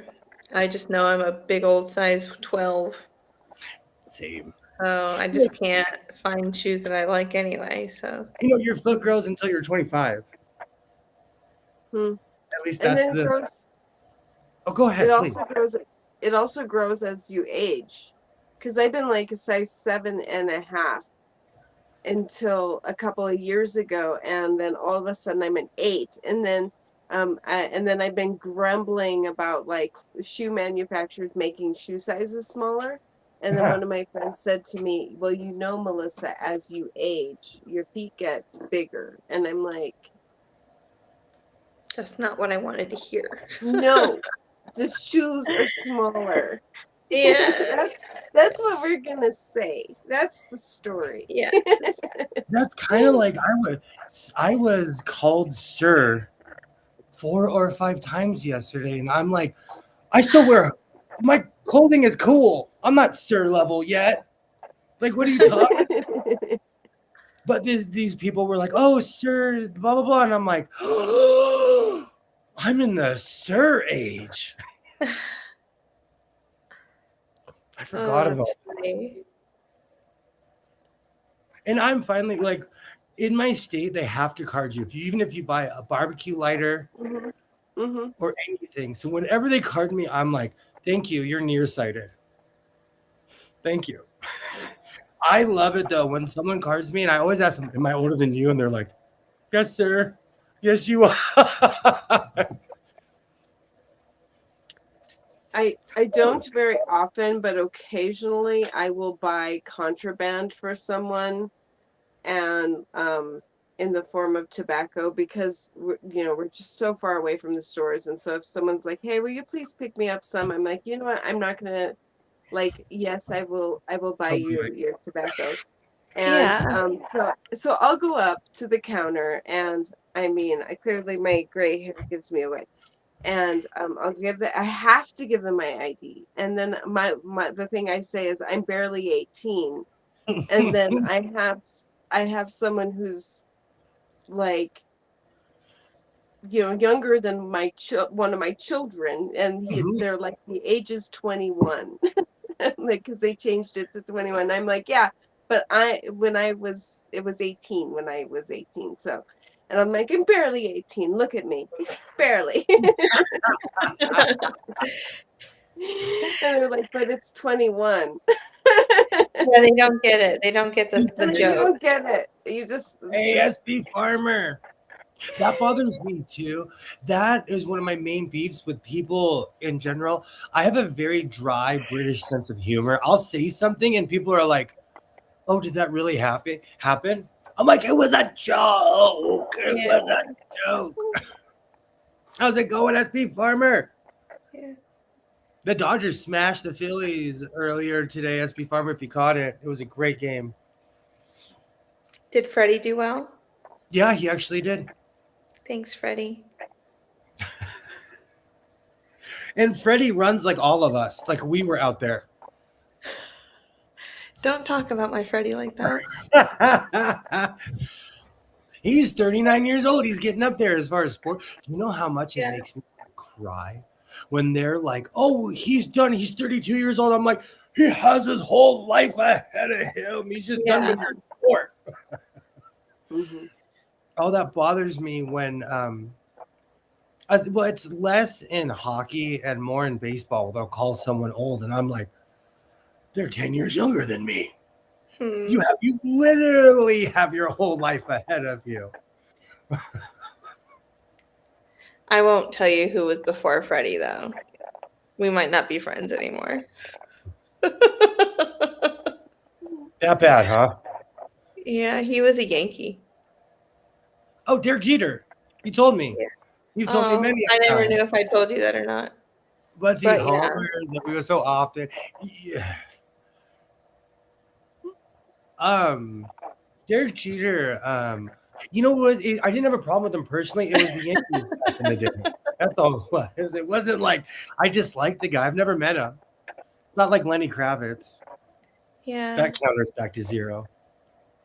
Melissa, 20. What is it? What year is it? A lot of zeros tonight. 2026. And no, 26 years ago, I worked at a Starbucks in West Hollywood, California, on Robinson and Santa Monica. I stepped out on Santa Monica Boulevard, made a right, and Robinson, the street was this big. Lenny Kravitz was in like a Porsche or something without a top. I was like, hey, it's Lenny Kravitz. He shushed me. He went like this. And I screamed, I'm a grown A-word man at Lenny Kravitz. And it's been 26 years, and I still have not let that go. And for everyone who's heard that story a million times, I will never let it go. It's going to be the name of my book. I was shushed by Lenny Kravitz. Lenny Kravitz. That's awesome. So I call it the Lenny Kravitz scale because I've met many of famous people. They're just normal men and women, just normal people. I've met many famous people. They're just normal people. There's a lot more Keanu Reeves out there where they're just one of us riding the bus, you know. Yeah. But Lenny was definitely he knows he's Lenny. So I have the Lenny Kravitz scale when it comes to famous people. And if you hit a 10 on the Lenny Kravitz scale, you're not the nicest person on earth. See, and then I have like in the quilting world, I fangirl over like quilters, like just the famous ones. And I'm just like, oh, I can't wait. And I'll be so shy, I just won't talk to them. But like Edda Desar, remember how I went and talked to her first time I went to Road? Crazy. I was nervous. I don't know. I didn't want her not to like me. I didn't want to fangirl all over I'll her. walk right up to her and be like, what's that? Oh, cool. What's this? Oh, cool. Yeah. All right, we've been going for 3 hours. We have. And we will be back at it. If you don't want to be noticed, then don't drive a convertible sports car. And it was a nice one. It was like that kind of car that no one can afford. Yeah, you know when you get into one of those cars and the top's down, people are gonna notice. They're gonna look at who's driving. And it's not Henry Winkler is known for driving like a station wagon with like wood grain on it and stuff like that. I love it. Be like him. I mean, Conan O'Brien did the same thing. He still drives his 1992 Ford Taurus. He never bought a car. He just keeps on getting it fixed, and he is known. Like Conan O'Brien's famous, and he's driving around in a Ford Taurus. That is amazing. Oh, he still does. He's LA famous. Like you will see him driving around in his Ford Taurus. Like he is not lying. Oh, I call it the turtle car. Taurus is a turtle. But you're right, Melissa. You're right. Like you guys are all right. You know, it's after all these years, it's just a funny story to tell on the internet. You know, I have no ill will towards Lenny Kravitz at all. It's just I was a kid. I was a baby. That was literally 26 years ago. You know, it's just a funny story. We'll be back at it on Friday. I have to look and see what day of the week it is. I'm on reverse time. Friday. You guys are absolutely amazing. I want to thank everyone who hangs out. Melissa, thank you so much for hanging out tonight. Thank you. Always invited to hang out. 20 This is so fun. You like seriously, I am glad that I met you. You're awesome. And everybody should go subscribe to Melissa right now if you haven't already. And tomorrow. And subscribe to Jess and subscribe to William and like this. If you have not liked this yet, please like it. And then the other thing is like the live chat doesn't show up after it closes. So come back and say, this was so fun. This was so awesome. Thank you. And that reminds me, Jan and Auntie Ellen, you guys always comment. And Jane, and I thank you for that. I seriously thank you for that. You guys are amazing. We'll be back at it on Friday, like I always say. Reinforce your seams, be yourself, and I will definitely